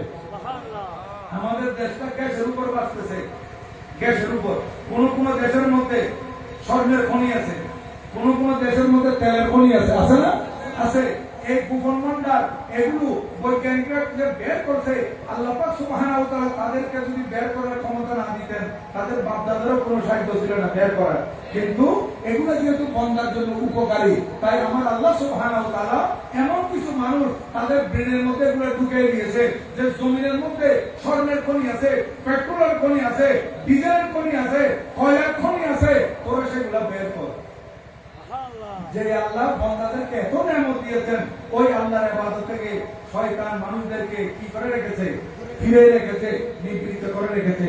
আমি ওই আমার মা তো সোনা ও মা তোলেনো, এবং ওই আল্লাহর ইবাদত থেকে বিরত রাখছে, ফিরে রাখছে যে আল্লাহ ওপেন এবং গোপন সবকিছু জানেন। আমাদের জাহের এবং বাতেন আমি কলবে কি ধারণা করতেছি, আপনারা কেউ না জানলো আল্লাহ জানতেছেন কেমন।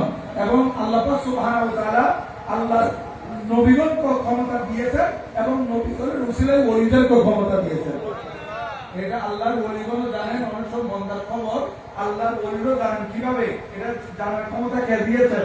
আল্লাহ পাক। এখানে শিরক বিদআতের কোনো কথা আসবে না, যেহেতু আল্লাহ সুবহানাহু ওয়া তাআলা মানুষের গোপন গোপন সব জানেন। এটা হচ্ছে আল্লাহর নিজস্ব ক্ষমতা, আল্লাহকে কেউ জানে নাই, এই ক্ষমতা কেউ দেয় নাই। কিন্তু নবীগণ ওলিগণ যে মানুষের কলবের খবর জানতে পারে, এই খবর এই ক্ষমতা দিয়েছেন কে? আল্লাহ সুবহানাহু ওয়া তাআলা। তাহলে আম্বিয়া ইকরাম এবং আউলিয়া ইকরামের কাছে যেটা আছে, এটা হচ্ছে আল্লাহ প্রদত্ত, আল্লাহ প্রদত্ত, কিন্তু আল্লাহ তাআলা তার নিজস্ব। কথা বুঝাচ্ছে? একটা শুনেন, এখন আমি 7 নম্বর আয়াত তেলাওয়াত করব না, কেন? যেহেতু এটা হচ্ছে আয়াতে সিজদা, আয়াতে সিজদা আমি তেলাওয়াত করলে আপনারা শুনলে আপনাদের উপর সিজদা ওয়াজিব হয়ে যাবে, তবে কেউ দিবেন না দিবেন আমার গুনাহ হবে। এই জন্য আমি এই আয়াতটা তেলাওয়াত না করে আমি 27 নম্বর আয়াতে চলে যাচ্ছি। এই 26 নম্বর আয়াতে আল্লাহর তারিফ আছে, তার তারিফ আল্লাহর তারিফ। এখন 27 নম্বর আয়াত ক্বালা সানানজুরু আসাদাকাতা আম কুনতা মিনাল কাযিবিন। হযরত সুলাইমান আলাইহিস সালাম উদ্ভুত পাখির এতক্ষণ সব কথা শোনার পর এখন জবান করলেন। সুলাইমান আলাইহিস সালাম বলতেছেন, ও পাখি, তুই যে এতক্ষণ আমাকে বিলকিসের কথা বলতেছি, ওই রানীর কথা বলতেছি, রানী সূর্য পূজা করতেছে, তার বিশাল এক সিংহাসন আছে, এসব কিছু তুই আমাকে বললি, এই তো তুই আমার মাঠ থেকে বাঁচার জন্য, শাস্তি থেকে বাঁচার জন্য বলতেছিস, মিথ্যার আশ্রয় নিয়েছিস, নাকি তুই সত্যি সত্যি বলেছিস? এটা আমি যাচাই করব। আমি কি করব? যাচাই করব। আর সদাক্তা, তুই কি সত্য বলেছিস? আমি কুনতা মিনাল কাযিবিন, না তুই মিথ্যাবাদী, এটা আমি যাচাই করব। এখন চল, আমি দেশে চলে যাব, রাজধানীতে চলে যাব। হযরত সুলাইমান আলাইহিস সালাম সিংহাসনে বসেন, সবাইকে নিয়ে উঠলেন, বাতাসকে ডাকলেন, বাতাস আমার সিংহাসন এই এমন থেকে সিরিয়ে নিয়ে যাও। হযরত সুলাইমান আলাইহিস সালামকে মুহূর্তের মধ্যে বাতাস সিরিয়ার মধ্যে নিয়ে গেল। সিরিয়ে গিয়ে হযরত সুলাইমান আলাইহিস সালাম একটা চিঠি লিখলেন। কি লিখলেন? চিঠি। এই চিঠি লেখার পর উনি এই চিঠিটা লিখে পাখিকে ডাকলেন, এই এদিকে আয়, ওই সময় তো আমার সাথে গেছিলি, এখন আমি আর যাচ্ছি না, তুই ফুল যখন ফুল তুলছে চিঠিটা ফুলের মাঝখানে দিছে, ফুল দিয়ে একটা ছিল, এবার তুই একা একা যাবি, উড়ে উড়ে উড়ে উড়ে উড়ে উড়ে গিয়ে আমার এই চিঠিটা তুই বিলকিসকে দিবি। সুবহানাল্লাহ বলেন। মুসলমান, এটা আল্লাহর কোরআন 28 নম্বর আয়াত, ইযহাব বিকিতাবি হাযা ফালকিহ ইলাইহিম সুম্মা তাওয়াল্লা আনহুম ফানজুর মাযা ইয়ারজিউন।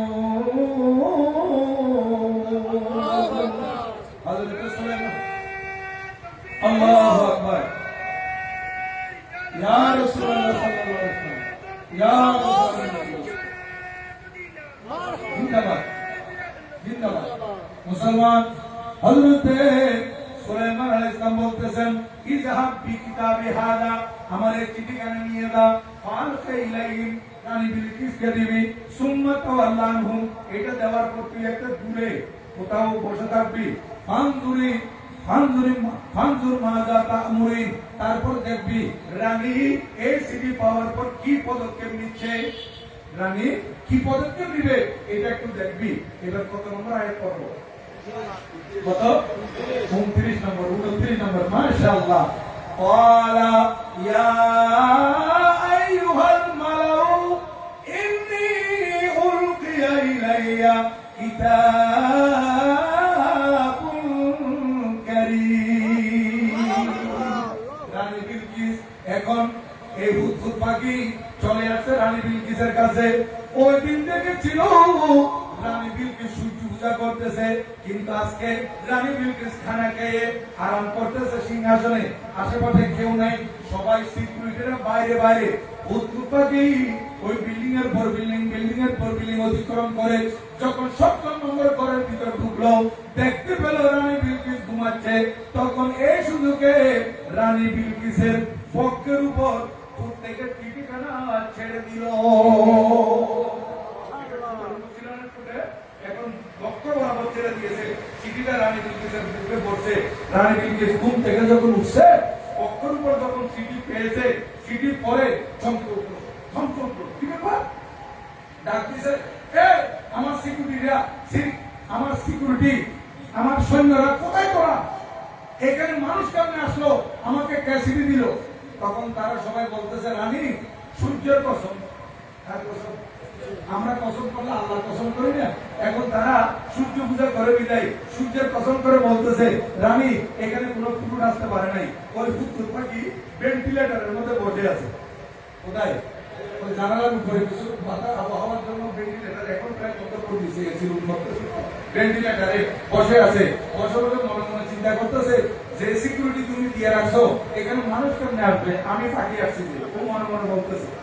এখন তো যাক, সবাই যখন বলতেছে এখানে কোনো মানুষ আসে নাই সূর্যের কসম, তখন রানী সবাইকে ডেকে বসাইছে হলরুমের মধ্যে, বসায় বলতেছে ইয়া আইয়ুহাল মালাউ, এই আমার পরিষদ শুনো, ইন্নী উলকিয়া ইলাইয়া কিতাবুন কারীম, আমার কাছে একটি সম্মানিত পত্র আসছে। সম্মানিত পত্র। এই আমি আপনাদেরকে একটা কথা বলবো, আদব কি জিনিস? আল্লাহর ওলির দরবারে আদব দেখাবেন, আর নিজের পীরের দরবারে আদব দেখাবেন, মা বাবার কাছে আদব দেখাবেন, ওস্তাদের কাছে আদব দেখাবেন, ভিতরে ভিতরে তর্কি হয়ে যাবে আদব। আর বেয়াদবি যখন করবে, বেআদব মাহরুমে দশ আর ফজলে রব, বেয়াদবি করলে আল্লাহর দয়া থেকে বঞ্চিত হয়ে যাবে। এর রানী সূর্য পূজারী আর হযরত সুলাইমান আলাইহিস সালাম আল্লাহর নবী, দুইজন দুই মেরুতে না, বলেন না, দুইজন দুই মেরুতে, একজন আল্লাহর নবী আরেকজন মুশরিকা, আল্লাহকে মানে না, সূর্য পূজা করে মহিলা। কিন্তু হযরত সাইয়্যিদানা সুলাইমান আলাইহিস সালামের নাম আছে, সুলাইমান আলাইহিস সালাম কি লিখেছেন? চিঠির বক্তব্যে তো নরম নয়, গরম। এরপরও রানী বিলকিস বলেছিল ইন্নী উলকিয়া ইলাইয়া কিতাবুন কারীম, আমার কাছে একটি সম্মানিত পত্র এসেছে। কি পত্র? সম্মানিত। তাহলে সুলাইমান আলাইহিস সালামের চিঠিকে কি বলছে? সম্মানিত পত্র। এই কথা বলাতে আমার আল্লাহ পাক খুশি হয়ে গেছেন। কোরআন শরীফে সূরা আরাফের মধ্যে আরেকটা ঘটনা আছে, সূরা আরাফে। কোন সূরা? সূরা আরাফ, সম্ভবত 115 নম্বর আয়াত হবে। হ্যাঁ, এই সূরা আরাফের মধ্যে হযরত মূসা আলাইহিস সালামের ঘটনা আছে। মূসা আলাইহিস সালামের বিরুদ্ধে ফেরাউন যখন 300 জাদুকর আনছে মিশরের ইস্কান্দরিয়ার ময়দানে, 300 জাদুঘর, একদিকে মূসা আলাইহিস সালাম, অপোজিট সাইডে জাদুঘরেরা। এখন জাদুঘরদেরকে রশি দেওয়া হয়েছে, দড়ি দেওয়া হয়েছে, জাদুর মাধ্যমে রশিগুলাকে কি বানাবে? সাপ বানাবে, এবং সাপ বানিয়ে মূসা আলাইহিস সালামের দিকে ছেড়ে দিবে।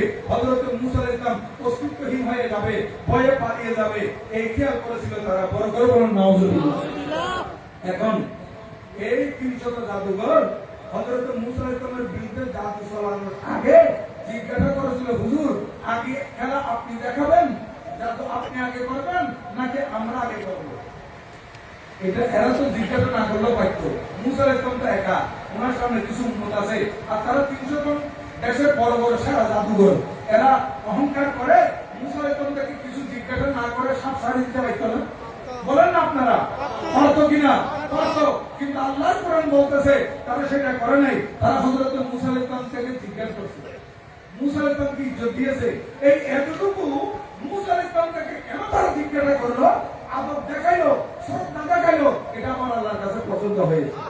আমার আল্লাহ বলেন ঠিক আছে, তোরা এতদিন শিরকের মধ্যে লিপ্ত ছিলি, কুফরের মধ্যে লিপ্ত ছিলি, আজকে আমার নবীর বিরুদ্ধে মোকাবেলায় আসছিস, কিন্তু তোরা আমার নবীর বিরুদ্ধে মোকাবেলায় আসলো, আমার নবীজিকে এতটুকু সম্মান দিয়েছিস, একটু জিজ্ঞাসা করেছিস হুজুর আপনি আগে করবেন নাকি আমরা আগে করবো? যা তোরা জাদু করা। এরপরেও আমার নবীকে ইজ্জত দেওয়ার কারণে, আমার নবীর প্রতি শ্রদ্ধাশীল হওয়ার কারণে আমি তোদেরকে কলমার দৌলত দিতেছি। 300 জাদুঘর যখন এই সর্প করে চালিয়ে গিয়েছিল, একেবারে সর্প অগণিত সর্প আসতেছে, আল্লাহ পাক বলেন এই মূসা আলাইহিস সালাম আপনার লাঠিটা মাটিতে রাখেন। হযরত মূসা আলাইহিস সালাম লাঠিটা মাটিতে রাখলেন, বিশাল এক অজাগর সাপ কইয়া এমন আর করছে, ওই 300 জাদুঘরের সবগুলো ওই সাপের পেটের ভিতরে রাখি গেছে। এখন মূসা আলাইহিস সালাম একটু ভয় পেলেন, আল্লাহ পাক বলেন না ভয় পাওয়ার কোনো কারণ নেই, আপনি সাপ আবার ধরেন। উনি আবার যখন ধরলেন হাতের মধ্যে আবার লাঠি হয়ে গেছে। এখন ওই 300 জাদুঘর এটা দেখে কলমা পড়ে মুসলমান হয়ে গেছে। আজকে কলমা পড়ার সুযোগ কেমনে পাইলাম? কলমা পড়ার সুযোগ পাইলে নবীজিকে একটু ইজ্জত করার কারণে। এই রানী বিলকিস এখানে এসে দেখা যাচ্ছে এই কথা বলে নাই, আমার কাছে একটা ফালতু চিঠি আসছে, এই কথা বলে নাই। আপনার সমাজে সমাজে এলাকায় এলাকায় জায়গা জমি নিয়ে অনেক সময় ঝগড়া হয়, উকিল নোটিশ আছে, অনেক সময় দেখা যায় উকিল নোটিশ এইভাবে ফেটে ফেলে যে যা কি করবি করবি, আছে না এরকম? কি করবে আমার বিরুদ্ধে, তোর উকিল নোটিশ আর আমি বুঝতে কি নেই, এরকম করিয়া এটা ছিঁড়ে ফেললো। হ্যাঁ, কিন্তু হযরতে সুলাইমান আলাইহিস সালামের চিঠিকে ইজ্জত দিল, কিতাবুন কারীম বলছে। আমার আল্লাহ বলেন যা তুই সারা জীবন সূর্য পূজা করছস, আমি তোর সূর্য পূজার জীবনে সূর্য পূজার দিকে দেখবো নাকি তুই আমার নবীর চিঠিকে সম্মান দিয়েছিস সেটা দেখবো। আল্লাহর নবীর চিঠিকে ইজ্জত দেওয়ার কারণে আল্লাহ পাক রানী বিলকিসের তকদিরে সেটা চমকে দিয়েছেন। একটু ইজ্জতের কারণে রানী বিলকিস কলমা পড়ে মুসলমান হওয়ার সুযোগ হয়ে গেছে। দেখেন এই ইজ্জত করা, সম্মান করা, তাজিম করা, এটা কত বড় নেয়ামত। এটা সবাই পাইতে জুটে না। এই তাজিমটা আমরা সুন্নি গণের পাইতে জুটেছে। কোন বাতিলদের কপালে আল্লাহর নবীগণ ওলিগণের তাজিম নাই, এদের কপালেরা জুটবে না। কারণ এরা নাফরমানি করতে করতে জাহান্নামে যাইতে হবে। আর আপনারা ইজ্জত করতে করতে আল্লাহ এমন প্রিয় হয়ে যাবে, আপনাদের আমল ঈমান আকীদার কারণে আপনারা জান্নাতে যেতে পারবেন। মুসলমান, দেখা গেল এই রানী বিলকিস যখন বলছে সম্মানিত পত্র আসছে, তখন পরিষদ বর্গ বলল, রানী একটু পরে দেখান এখানে কি লেখা হয়েছে। আল্লাহর কোরআন 30 নম্বর আয়াত, 31 নম্বর আয়াত একসাথে তেলাওয়াত করব। ইন্নাহু মিন সুলাইমান ওয়া ইন্নাহু বিসমিল্লাহির রাহমানির রহিম। আল্লাহ তাআলু আলাইয়া ওয়াতুনি মুসলিমিন। আল্লাহর কোরআন বলতেছে, এই রানী বিলকিস বলতেছে অসভাসদকে, ইন্নাহু মিন সুলাইমান, এটা হযরত সাইয়্যিদানা সুলাইমান ইসলামের পক্ষ থেকে চিঠি। হযরত সুলাইমান ইসলাম লিখেছেন, ওয়া ইন্নাহু বিসমিল্লাহির রাহমানির রহিম। হযরত সুলাইমান আলাইহিস সালাম রানী বিলকিসের কাছে চিঠি লেখার আগে কি লিখেছেন? বিসমিল্লাহির রাহমানির রহিম। এখানে একটা প্রশ্ন আসতে পারে, কোরআন শরীফের 114টি সূরার মধ্যে 113টি সূরার পূর্বে বিসমিল্লাহির রহমানির রহিম আছে, একটি সূরার আগে নাই। কিন্তু কোরআন শরীফের কোন সূরার ভিতরে বিসমিল্লাহ আছে এটা বলো।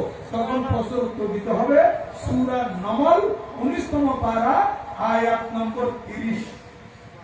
মনে রাখবে, সূরা নমল 19তম পারা 27 নম্বর সূরা আয়াত নম্বর কত? 30। সেখানে সম্পূর্ণ বিসমিল্লাহির রহমানির রহিম আছে। তারপর 31 নম্বর আয়াত বলতেছে, আল্লাহ তাআলু আলাইয়া ওয়াতুনি মুসলিমিন। এই রানী বিলকিস, আমার চিঠি পাওয়ার পর অহংকার করিও না, ক্ষমতার বাহাদুরি করিও না, তুমি তোমার সৈন্যের বাহাদুরি করিও না, তুমি আমার কাছে আত্মসমর্পণ করে চলে আসো। চিঠির বক্তব্য এত বেশি নরম না মোটামুটি গরম? তুমি অহংকার করবে না, আদেশ দিচ্ছেন, মাশাআল্লাহ আদেশ দিচ্ছেন, ওয়াতুনি মুসলিমিন, আমার কাছে আত্মসমর্পণ করে চলে আয়। এই চিঠির বক্তব্য পড়ার পর এবার আয়াত নম্বর কত হবে? 32। কত?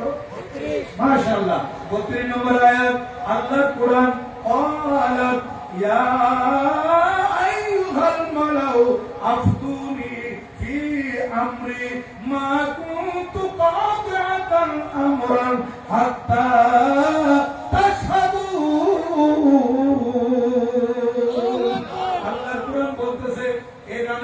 সভাসদকে কি বললো?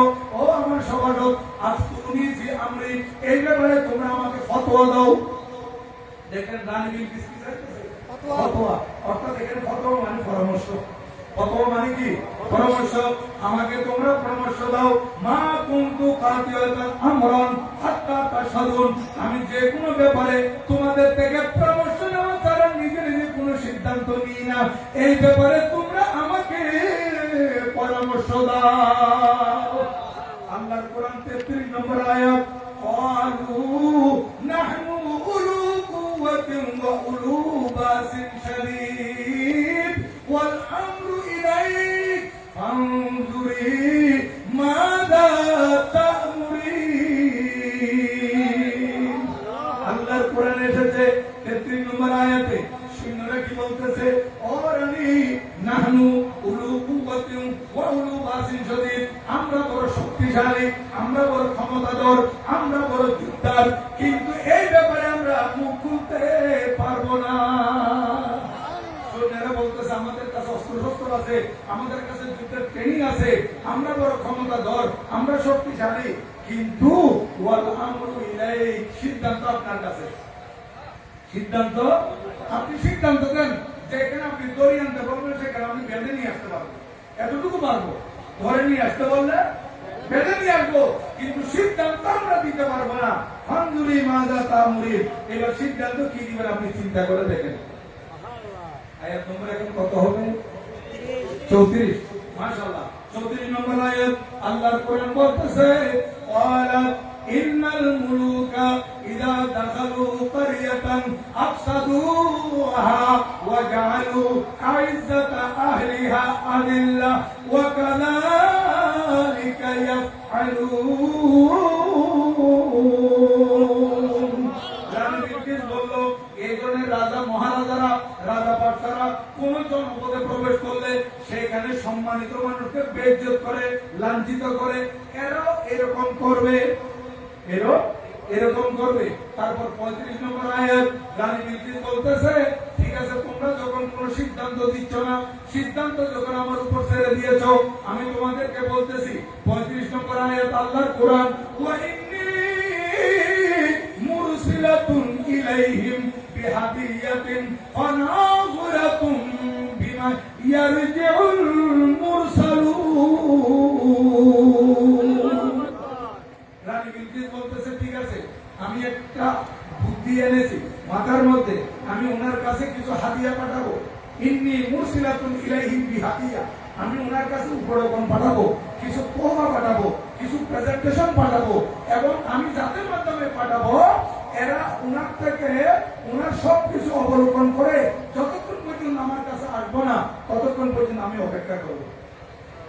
এখন এখানে তো লম্বা কথা, এখানে এতক্ষণ পর্যন্ত আয়াত করে 35 নম্বর আয়াত পর্যন্ত আসলাম। লম্বা কথা এখানে বলার কোনো সুযোগ নাই, যেহেতু আমার টাইম ওভার হয়ে গেছে, আরো বক্তা আছে। আবার এটা 11 দিন ব্যাপী মাহফিল, 12 দিন ব্যাপী মাহফিল, নির্দিষ্ট সময়ে শেষ করতে হয়। এই জন্য আমি খুব দ্রুত বলতেছি। রানী বিলকিস কি সিদ্ধান্ত নিল? রানী বিলকিস 500 গোলাম, 500 বান্দী, 500 গোলাম, 500 বান্দী, এগুলা এই 15 থেকে 20 বছর বয়সে, একদম ইয়াং যুবক, ইয়ক, এরকম যুবক যুবতী 500 এই পুরুষ যারা তাদেরকে মহিলার কাপড় পরা দিছে, আর মহিলা যারা তাদেরকে পুরুষের কাপড় পরা দিছে।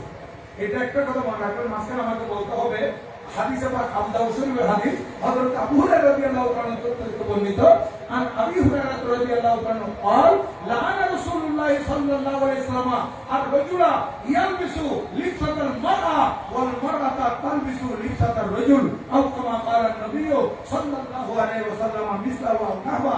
আমার নবীজি লানত করেছেন, অভিশাপ দিয়েছেন ওই সকল পুরুষকে যারা মহিলার পোশাক পরে, এবং ওই সকল মহিলাকে যারা পুরুষের পোশাক পরে। আজকে পশ্চিমা সংস্কৃতি, পার্শ্ববর্তী হিন্দু দেশ থেকে আজকে কিছু এই সংস্কৃতি আমদানি করতে গিয়ে আমাদের মুসলমানের মেয়েরও শার্ট প্যান্ট পরতেছে, আছে না? মহিলার মেয়েরা শার্ট প্যান্ট পরতেছে।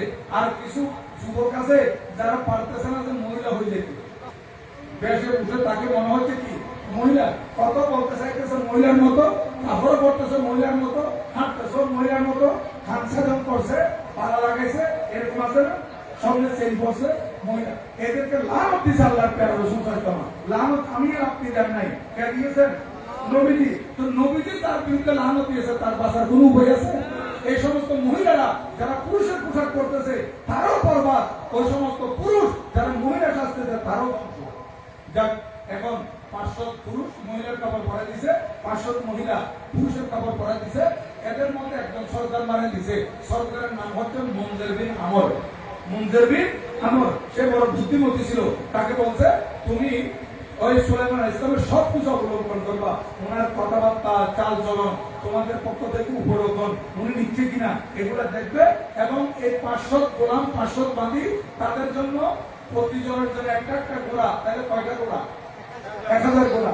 1000 জনকে 1000 করে উঠে দিয়া বলছে দাও, এবং প্রত্যেকের হাতে হাতে একটা একটা স্বর্ণের ইট। কি দিছে? স্বর্ণের ইট, স্বর্ণ চাঁদি, 500 স্বর্ণের ইট, 500 চাঁদির ইট। এবার আমাকে বলেন, এই মনে করেন এটা একটা স্বর্ণের ইট 2.5 কেজি, একটা ইট সম্পর্কে কয় কেজি? 2.5 কেজি। 2.5 কেজি স্বর্ণের দাম। এখন 1 ভরি স্বর্ণ, 1 তোলা স্বর্ণ যদি আপনার 1.5 লক্ষ টাকা হয়, এবার কত দামি স্বর্ণ, কত কোটি কোটি টাকার স্বর্ণ সেই সময় পাঠাইছিল হযরত সুলাইমান আলাইহিস সালামের জন্য। রানী বিলকিস চিন্তা করে দেখেন, 500 স্বর্ণের ইট, 500 চাঁদির ইট, আবার কস্তুরি, আরো অনেক কিছু পাঠাইছে এগুলো হুজুরকে দেওয়ার জন্য। এখন তারা রওনা হয়ে গেছে। এখন হুজুর থাকিকে হুজুর কি বলছিলেন? তুই দেখবি এবং রানী বিলকিস কি পদক্ষেপ নিতে আমার চিঠি পাওয়ার পর তুই এগুলো এসে আমাকে বলবি। উদ্বুদ্ধ সবকিছু জেনে গেছে। এখন রানী বিলকিস 500 গোলাম 500 বাঁধি ওদের হাতে স্বর্ণের রিক চাঁদির কস্তুরি তোফা দিয়ে ওদের কাছে পাঠাইতেছে। এখন হুকুম চলে আসছে হুজুরের কাছে ওরা আসার আগে। হুজুরকে এসে বলতেছে হুজুর আজ তো হয়েছে কি বলো হুজুর আমি চিঠিটা তার বুকের উপর দিছিলাম, চিঠিটা পাওয়ার পর সে চমক করছে। পরে সভাসদদের ডাইয়া এই চিঠির ব্যাপারে কি সিদ্ধান্ত নেবে এটা জানতে চাইছে। কেউ সিদ্ধান্ত দেয় নাই। রানী বিলকিস সিদ্ধান্ত নিল যে আপনার কাছে 500 সুন্দর সুন্দর যুবক 500 সুন্দর সুন্দরী যুবতী এরা আসবে আপনার কাছে আপনাকে মনোরঞ্জন করার জন্য এবং এই দিচ্ছে কয়টা 1500 স্বর্ণের 500 চাঁদির এবং আরো অনেক তোফা নিয়ে আসতেছে। হুজুর এ আপনার জন্য এতগুলো উপহার পাঠাইতেছে। হযরত সুলাইমান ইসলাম বললেন যাও ঠিক আছে আমি বুঝে গেছি। সুলাইমান ইসলামের দরবারে সব সময় একদিকে সাইব আমরা একটু করে ওনারা করলেন আর আর মানুষ হুজুর চিনি করি ওনারা কই দিল হুজুর দরবারে কই দিল একদিকে জিনেরা বসতো আর একদিকে ইনসানেরা বসতো। সব সময় বসে থাকতো হুজুরের দরবারে। এখন হুজুর জিনকে ডাকছেন। জিনকে কাকে? জিন। জিনকে ডাকা বলতেছে হে জিন নেতারা এদিকে আয়, তোদেরকে একটা কাজ করতে হবে। কি? বিলকিস নাকি আমার কাছে 500 স্বর্ণের ইট চাঁদি টানতেছে। তোরা আমার দরবার থেকে 3 মাইল পর্যন্ত পুরো রাস্তা স্বর্ণের করে ফেলে। কয় মাইল? 3 মাইল কমপ্লিট স্বর্ণের রাস্তা হইতে হবে। কমপ্লিট স্বর্ণের রাস্তা। ঠিক আছে? আয়। আর এবার ইনসানকে ডাকছে। ইনসানকে ডাকি বলতেছে ঠিক আছে তোমরা আসো আজকে বাবরসি তোমরা আমার কাছে মেহমান আসতেছে 1000 এই মেহমানদের জন্য তোমরা খানার ব্যবস্থা করো। এই মেহমানদের জন্য কিসের ব্যবস্থা করো? খানার ব্যবস্থা। সম্মানিত হাজিরিন এইভাবে মেহমানদের জন্য খানার ব্যবস্থা চলতেছে। এদিকে জিন্নাতদেরকে যখন বলছে এরা 3 মাইল রাস্তা কমপ্লিট স্বর্ণের করে দিয়েছে। স্বর্ণের 3 মাইল রাস্তা দিয়ে এরা আসবে। এখন রানী বিলকিসের লোকেরা যখন আসতেছে ঘোড়ায় চড়ে যখন স্বর্ণের রাস্তার উপর তাদের ঘোড়া চলতেছে এতক্ষণ পর্যন্ত তাদের ঘোড়ার আওয়াজ এক ধরনের হয়েছিল, এখন আরেক ধরনের আওয়াজ। এই আওয়াজ দেখে আশ্চর্য হয়ে গেছে। বলতেছে আমার মুনজির বিন আমর শুনেন শুনেন শুনেন এতক্ষণ পর্যন্ত মাটির রাস্তা দিয়ে এসেছি, ব্রিক রাস্তা দিয়ে এসেছি। এগুলা কি? এগুলা তো আমাদের হাতে যে স্বর্ণ আছে মনে হচ্ছে রাস্তা সেই স্বর্ণের। তখন তারা সবাই থামলো, দাঁড়ালো, চেক করে দেখতেছে তাদের হাতে যে স্বর্ণ আছে এই স্বর্ণ এই রাস্তার স্বর্ণের সাথে মিলাচ্ছে। তখন দেখতে পেল এই স্বর্ণগুলো তাদের হাতে যে স্বর্ণ আছে এর চাইতে আরো বেশি দামি। আল্লাহু আকবার। ইয়া রাসূলুল্লাহ সাল্লাল্লাহু আলাইহি ওয়াসাল্লাম জিন্দাবাদ জিন্দাবাদ। এখন এই স্বর্ণের রাস্তায় যখন উঠছে দেখতেছে স্বর্ণ আরে দামি স্বর্ণ, তখন তারা বলতেছে যে তার কাছে কি নিয়ে যাচ্ছি, তার কাছে কি নিয়ে যাচ্ছি। যাদের ঘরের রাস্তা পর্যন্ত স্বর্ণের ওনাদের কাছে স্বর্ণের গুলা নিলে তো লজ্জার ব্যাপার। কারণ 500 ইট নিয়ে যাবো স্বর্ণের, আর এখানে 3 মাইল রাস্তার মধ্যে কত লক্ষ লক্ষ স্বর্ণের ইট লাগছে। এখন ওনার কাছে লজ্জা এগুলো দেখাবি কিনা চিন্তা করতেছে। তারপরে বলতেছে রানী বিলকিস যখন দিয়েছে হুজুরকে আমরা দেব, কবুল করে না করে এটা হুজুরের ব্যাপার। এখন তারা সংক্ষেপে বলতেছে সুলাইমান ইসলামের মেহমান এসে গেছে, সুলাইমান ইসলামের দরবারে চলে আসছে। এখন সুলাইমান ইসলাম বলছে তাকে তাদেরকে খানা দিয়ে দাও। এমন খানা তাদের জন্য পরিবেশিত হয়েছিল সেই দিন তারা সবাই বলতে বাধ্য হয়েছে রানী বিলকিসের দরবারে আমরা প্রতিদিন খানা খাই কিন্তু এই ধরনের খানা তার জীবনে খাই নাই। কারণ আল্লাহর নবীর মেহমানদারি দেখেন, আল্লাহর নবী সুলাইমান ইসলামের মেহমানদারি দেখে এরা পাগল হয়ে গেছে। মেহমান আসলে আপনারা মেহমানের মেহমানদারি করবেন। শুকরে কর রজ্জাক কা বাতিল না হো মেহমান সে, শুকরে কর রজ্জাক কা বাতিল না হো মেহমান সে। কি বলতেছে? শুকরে কর রজ্জাক কা বাতিল না হো মেহমান সে, রিজিক खाता है वो अपना तेरे दस्तरखान से। বলতেছে মেহমান আসলে মন খারাপ করবে না। কেন? মেহমান যে রিজিক গুলা খাচ্ছে এগুলা তাদের নামে রিজিক তারা খাচ্ছে। ডাইনিং টেবিল তোমার, দস্তরখান তোমার, তুমি খানা পরিবেশন করছো, কিন্তু তোমার ঘরের চাউল যেগুলো ছিল এই চাউলের মতো ওদের নাম যেগুলো লেখা আছে ওদের নামের গুলো ওরা খাইতেছে। এটা মনে রাখবেন। এখন আমরা বোন পাটনে টাকনে নিয়ে বেড়াতে আসলে অনেক সময় চেহারা কালো করে ফেলি, একদিন দুই দিন যাওয়ার পর তাদের সাথে ব্যবহার খারাপ করি তাড়াতাড়ি চলে যাওয়ার জন্য নয়। বোন বেড়াইতে আসছে, আপনার বাবা আপনার মাথা অবস্থায় আপনার বোন যেভাবে ইজ্জত পাইতো, আপনার ভগ্নিপতি যেভাবে ইজ্জত পাইতো, আপনার ভাগ্নেরা যেভাবে নানা নানি থেকে আদর পাইতো, আপনারও সেটা চালিয়ে যাবে। হ্যাঁ, কেন?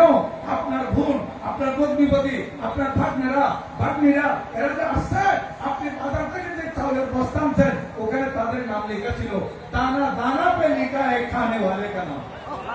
এখন এরা খানা খেয়ে পাগল। তারপর হযরত সৈয়দনা সুলাইমান ইসলামের কাছে তারা আসবে ওই রানী বিলকিসের তওবা নিয়ে। এখন আয়াত নম্বর কত বলেন তো? 36। মাশাআল্লাহ, আপনাদের অ্যাটেনশন ঠিক আছে। 36 নম্বর আয়াত। ফালাম্মা জাআ সুলাইমানা ক্বালা আতুমিদুনানি বিমাল ফামা আতানি আল্লাহু খায়রুম মিম্মা আতাকুম বাল আনতুম বিহাদিয়াতিকুম তাফরাহুন। হযরত সুলাইমান ইসলামের কাছে যখন আসলো, হযরত সুলাইমান ইসলাম বললেন, ও রানী বিলকিসের লোকেরা, আমাকে কি তোমরা মাল দিয়ে, সম্পদ দিয়ে, স্বর্ণ দিয়ে, চাঁদি দিয়ে সাহায্য করতে চাও নাকি? না না না, শোনো, আমার আল্লাহ তোমাদেরকে যা দিয়েছে এর চাইতে আমাকে আরো বেশি দিয়েছে। আমার আল্লাহ থেকে তোমরা কি পাইছো? আল্লাহ পাক সুবহানাহু ওয়া তাআলা দয়া করে আমাকে দিয়েছেন। ফামা আতানি আল্লাহু খায়রুম মিম্মা আতাকুম, তোমাদেরকে যা দিয়েছে তার থেকে আমাকে 1000 গুণ বেশি দিয়েছে। বরং তুমি হাদিয়াতিকুম তাফরাহুন, তোমরা তোমাদের সম্পত্তি বাহাদুরি করতেছো, খুশি হইতেছো। না না না, ধরো যে স্বর্ণ, যে চাঁদি, যে উপহার, যে উপঢৌকন আমার কাছে নিয়ে আসছো, এগুলা নিয়ে 37 নম্বর আয়াত, ইরজা ইলাইহিম, রানী বিলকিসের কাছে চলে যাও। ফালানাতিয়ান্নাহুম বিজুনুদিন লা কিবালা লাহুম বিহা ওয়া লানুখরিজান্নাহুম মিনহা আদিল্লা ওয়া হুম সাগিরুন।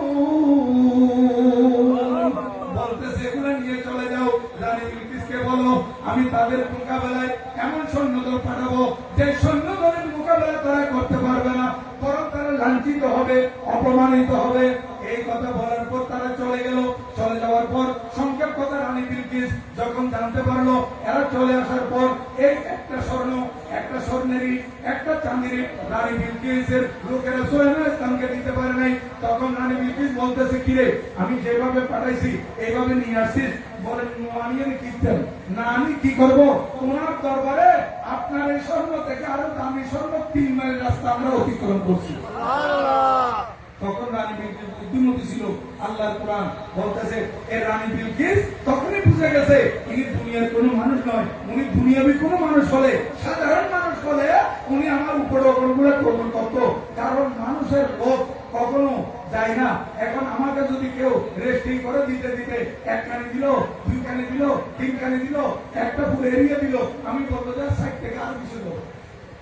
একমাত্র বকিলে এক পর্ব কখন জানেন? কবরের মাটি দিলে। কবরের মাটি দেওয়ার আগ পর্যন্ত তার বকালতি, তার খাওয়ার চাহিদা শেষ হবে না। এখন আল্লাহর নবীর কাছে তো এরকম কোন ধরনের চাহিদা নাই। উনি আরো বলেছেন আমার আল্লাহ পাক আমাকে আরো বেশি দিয়েছে। রানী বিলকিস বুঝে গেছে উনি আল্লাহর নবী, ওনার সাথে মোকাবেলা করা সম্ভব নয়। তখন রানী বিলকিস সিদ্ধান্ত নিল, তোমরা থাকো, আমি কয়েকজন নিয়ে হযরত সুলাইমান ইসলামের কাছে আত্মসমর্পণ করবো, আমি চলে যাব। এখন রানী বিলকিস যাওয়ার জন্য প্রস্তুতি নিয়ে গেছে। এখন কুরাইশা হযরত সুলাইমান ইসলামকে বলছে কোন সময়, যে সময় হযরত সুলাইমান ইসলাম ওয়াজ করতেছে, সকালের পর উনি ফজর থেকে নিয়ে একেবারে যোহর পর্যন্ত তাকরীর করতেন জিন এবং ইনসানকে। সেই তাকরীরের মধ্যে মাঝে মাঝে আমাদের নবীজি যে দুনিয়াতে আসবেন মিলাদুন নবী করতে সাবজেক্ট উপরে তাকরীর করতেন। এখন দেখেন হযরত সুলাইমান ইসলামকে রানী বিলকিস এসে বলতেছে যে হুজুর, এখন কুরাইশা বলতেছে হুজুর রানী বিলকিস আসতেছে। ঠিক আছে, আসতেছে। বলে হুজুর একটা কথা আছে। কি? বলে হুজুর আমি যে বলছিলাম ওই বিশাল একটা সিংহাসন, ওই সিংহাসন ছাড়া ও কোথাও বসে স্বাচ্ছন্দ্য বোধ করতে পারে না। এখন সিংহাসন আপনার এখানে নাই। হযরত সুলাইমান ইসলাম বলেন যাও। উনি ওয়াজ বন্ধ করে দিলেন, ভূত সরাই দিলেন। তারপর জিন এবং ইনসান উভয় জাতি আছে না, সবাইকে সম্বোধন করে বলতেছেন আল্লাহর কোরআন। এটা হচ্ছে 38 নম্বর আয়াত। কত নম্বর? 38 নম্বর আয়াত। ক্বালা ইয়া আইয়ুহাল মালাউ আইয়ুকুম ইয়াতিনি বিআরশিহা ক্বাবলা আন ইয়াতুনি মুসলিমিন। একেবারে দ্রুত বলে দিতে হচ্ছে, কারণ দুই পাশে দুই মেহমান বসে আছে। ইনি আমাদের সিফকেট আর ইনি আমাদের অন্যতম বক্তা। দুইজনে বসে আছে। যেহেতু আমাকে একটা সাবজেক্ট দিছে 20 নম্বর আয়াত থেকে 40 নম্বর আয়াত, আমি আজকে একদম সংক্ষেপে বোঝাই দিতেছি।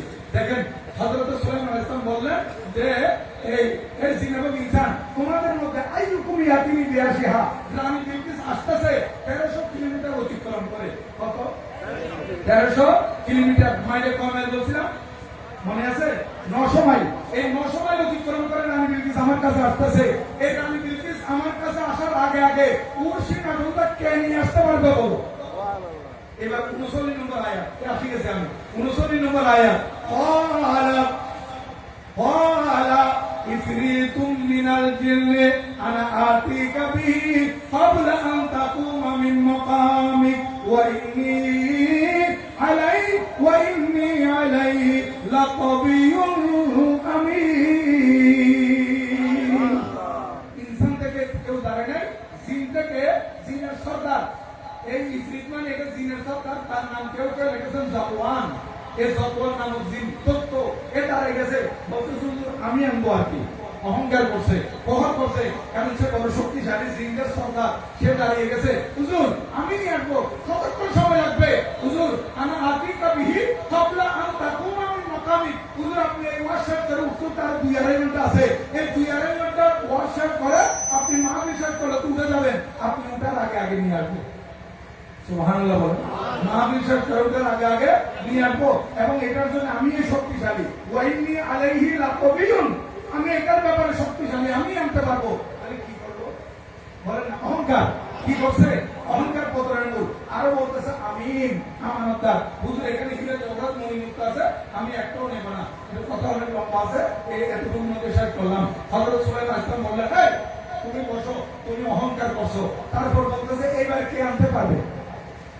ও যেখানে 2-2.5 ঘন্টা বলছে, হুজুর ওয়াশার কিনতে আগে আগে, এখন বাকিদের তো আর ব্যবসারা কম লাগবে না। তো জিনেরা কেউ কারোর জন্য সাহায্য করতেছে না। এখন উঠে গেছে একজন ইনসান, আল্লাহর ওলি। আল্লাহর ওলি বড় করে বলেন সুবহানাল্লাহ। এখন কেউ উঠছে আল্লাহর ওলি। আমি এই আপনাদের উদ্দেশ্যে বলতে চাই, আমাদের এখানে অনেকে জিনাজির করে। জিন বৈদ্য আছে, জিন বৈদ্যের কাছে গেলে জিনেরা বেশি বেশি মিথ্যা কথা বলে। সেখানে ফায়দা পাইতে পারেন, নাও পাইতে পারেন, কিন্তু আল্লাহর ওলির দরবার আসলে অবশ্যই ফায়দা পাবে। এই আল্লাহর ওলি দাঁড়িয়ে গেছেন, ওনার নাম হচ্ছে হযরতে আসিফ বিন বরখিয়া বিন সামইয়া বিন মানকিল রাদিয়াল্লাহু তাআলা আনহু। উনি দাঁড়ালেন, হুজুর বড় আদব করে বলতেছে, হুজুর আমি আনবো। আল্লাহর কোরআন বলতেছে ওনার পরিচয় কি? ক্বালাল্লাযী 40 নম্বর আয়াত। ক্বালাল্লাযী ইনদাহু ইলমুম মিনাল কিতাব, ওনার কাছে জবুর কিতাবের ইলম ছিল। সুবহানাল্লাহ। কোন কিতাবের? জবুর কিতাবের ইলম থাকার কারণে এত বড় একজন আল্লাহর ওলি, উনি এই ক্ষমতা দেখাইতেছে। আর আমার গৌসুল আজম দস্তগীর কোরআন শরীফের আলেম। তাহলে জবুর কিতাব শ্রেষ্ঠ নাকি কোরআন শরীফ শ্রেষ্ঠ? তাহলে জবুর কিতাবের আলেমের যদি এই ক্ষমতা হয়, আমার গৌসুল আজম দস্তগীরের ক্ষমতা, খাজা গরিব নওয়াজ রাদিয়াল্লাহু তাআলার ক্ষমতা, গৌসুল আজম মাজমুনের ক্ষমতা, শাইখ সিদ্দিকের ক্ষমতা, হযরত শাহজালালী রহমতুল্লাহর ক্ষমতা, আমিরুল আউলিয়ার ক্ষমতা, এটা কত বেশি একটু চিন্তা করেন। এই ব্যক্তি দাঁড়ালেন, উনি দাঁড়িয়ে বলতেন যে আমি আনবো, কতক্ষণ লাগবে? আল্লাহর কোরআন বলতেছে আনা আতিকা বিহি ক্বাবলা আন ইয়ারতাদ্দা ইলাইকা তারফুক। হুজুর এই মাহফিলের মধ্যে আপনার চোখের পলক ফেলার আগে নিয়ে আসবো। চোখের পলক ফেলার আগে। এই চোখের পলক ফেলাইতে কতক্ষণ লাগে? বাইক বাজাইতে কত সেকেন্ড লাগে না? না লাগে। এক সেকেন্ডে 2-3 সেকেন্ড হবে। হুজুর আপনার চোখের পলক ফেলার আগে নিয়ে আস। আনবো বলতে চলে আসছে। তফসিরের কিতাবে লিখতেছে উনি কেমনে আনলেন আল্লাহর ওলি? যেখানে জিনে বলছেন যে 2.5 ঘন্টা সময় লাগবে, ইনি হুজুর আমি নিয়ে আসবো বসার সময় চলে আসছে। কেমনে? বলতেছে এখানে হুজুর সুলাইমান আলাইহিস সালামের দরবারে দাঁড়িয়ে আল্লাহ প্রদত্ত ক্ষমতা বলে একটা নজর দিয়েছিলেন 1300 পিঠের দিকে সিংহাসনে, ওই সিংহাসন মাটির ভিতর দিয়ে চলে আসছে।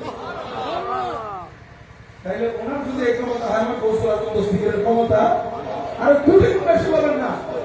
উনি নিয়ে আসছেন, আসার পর হযরত সুলাইমান আসলাম কি বলেন, ওয়ালা হাযা মিন ফাদলি রাব্বি, আমার ওলি আসিফ বিন বারজিয়া, তুমি তো চোখের পলক মারার আগে এই সিংহাসন আমার কাছে নিয়ে আসছো, এটা আল্লাহর দয়া। তার দয়া। তাহলে এখানে অহংকার করার কিছু নেই। কোন একজন ভালো বিচার করছেন, অনেক একজন দ্বারা খাম দিয়ে অনেক একজন দ্বারা কে না ভাইকুন না, এরকম বলবেন না। বলবেন যে আল্লাহ পাক আপনাকে দয়া করছে, আপনি পারছেন। একজন সুন্দর ওয়াজ করছে, হুজুর মা রে মা, আজ আমার ওয়াজ এমন সুন্দর হইছে, এইটা কে করি না পারে, এইগুলো সামনে দেখুন, বলবেন হুজুর আজ আমরা আল্লাহ দয়া করতে, আমরা আল্লাহ দয়া, আমার ওয়াজ আজ সুন্দর, এইগুলো বলবেন। মানুষের কাম দিয়ে খুশি করে চেষ্টা করবেন, সবসময় আল্লাহর ভরসা রাখিবেন। যাই হোক, কারো কথা আসি, এখন আমি বলতে চাইছি, আইনের পরে মর্যাদা দেখি, আল্লাহর ওলি করামত দেখি, দানি বিদ্যুৎ চালনা করি মুসলমান নিয়ে, পরবর্তীতে হযরত সুলাইমান আলাইহিস বিবিহি আল্লাহ পাক সুবহানাহু ওয়া তাআলা আজকের মাহফিলকে কবুল করুন, আমিন। ওয়া মা আলাইকা ইল্লাল বালাগ, ওয়া সালামু আলাইকুম ওয়া রাহমাতুল্লাহ।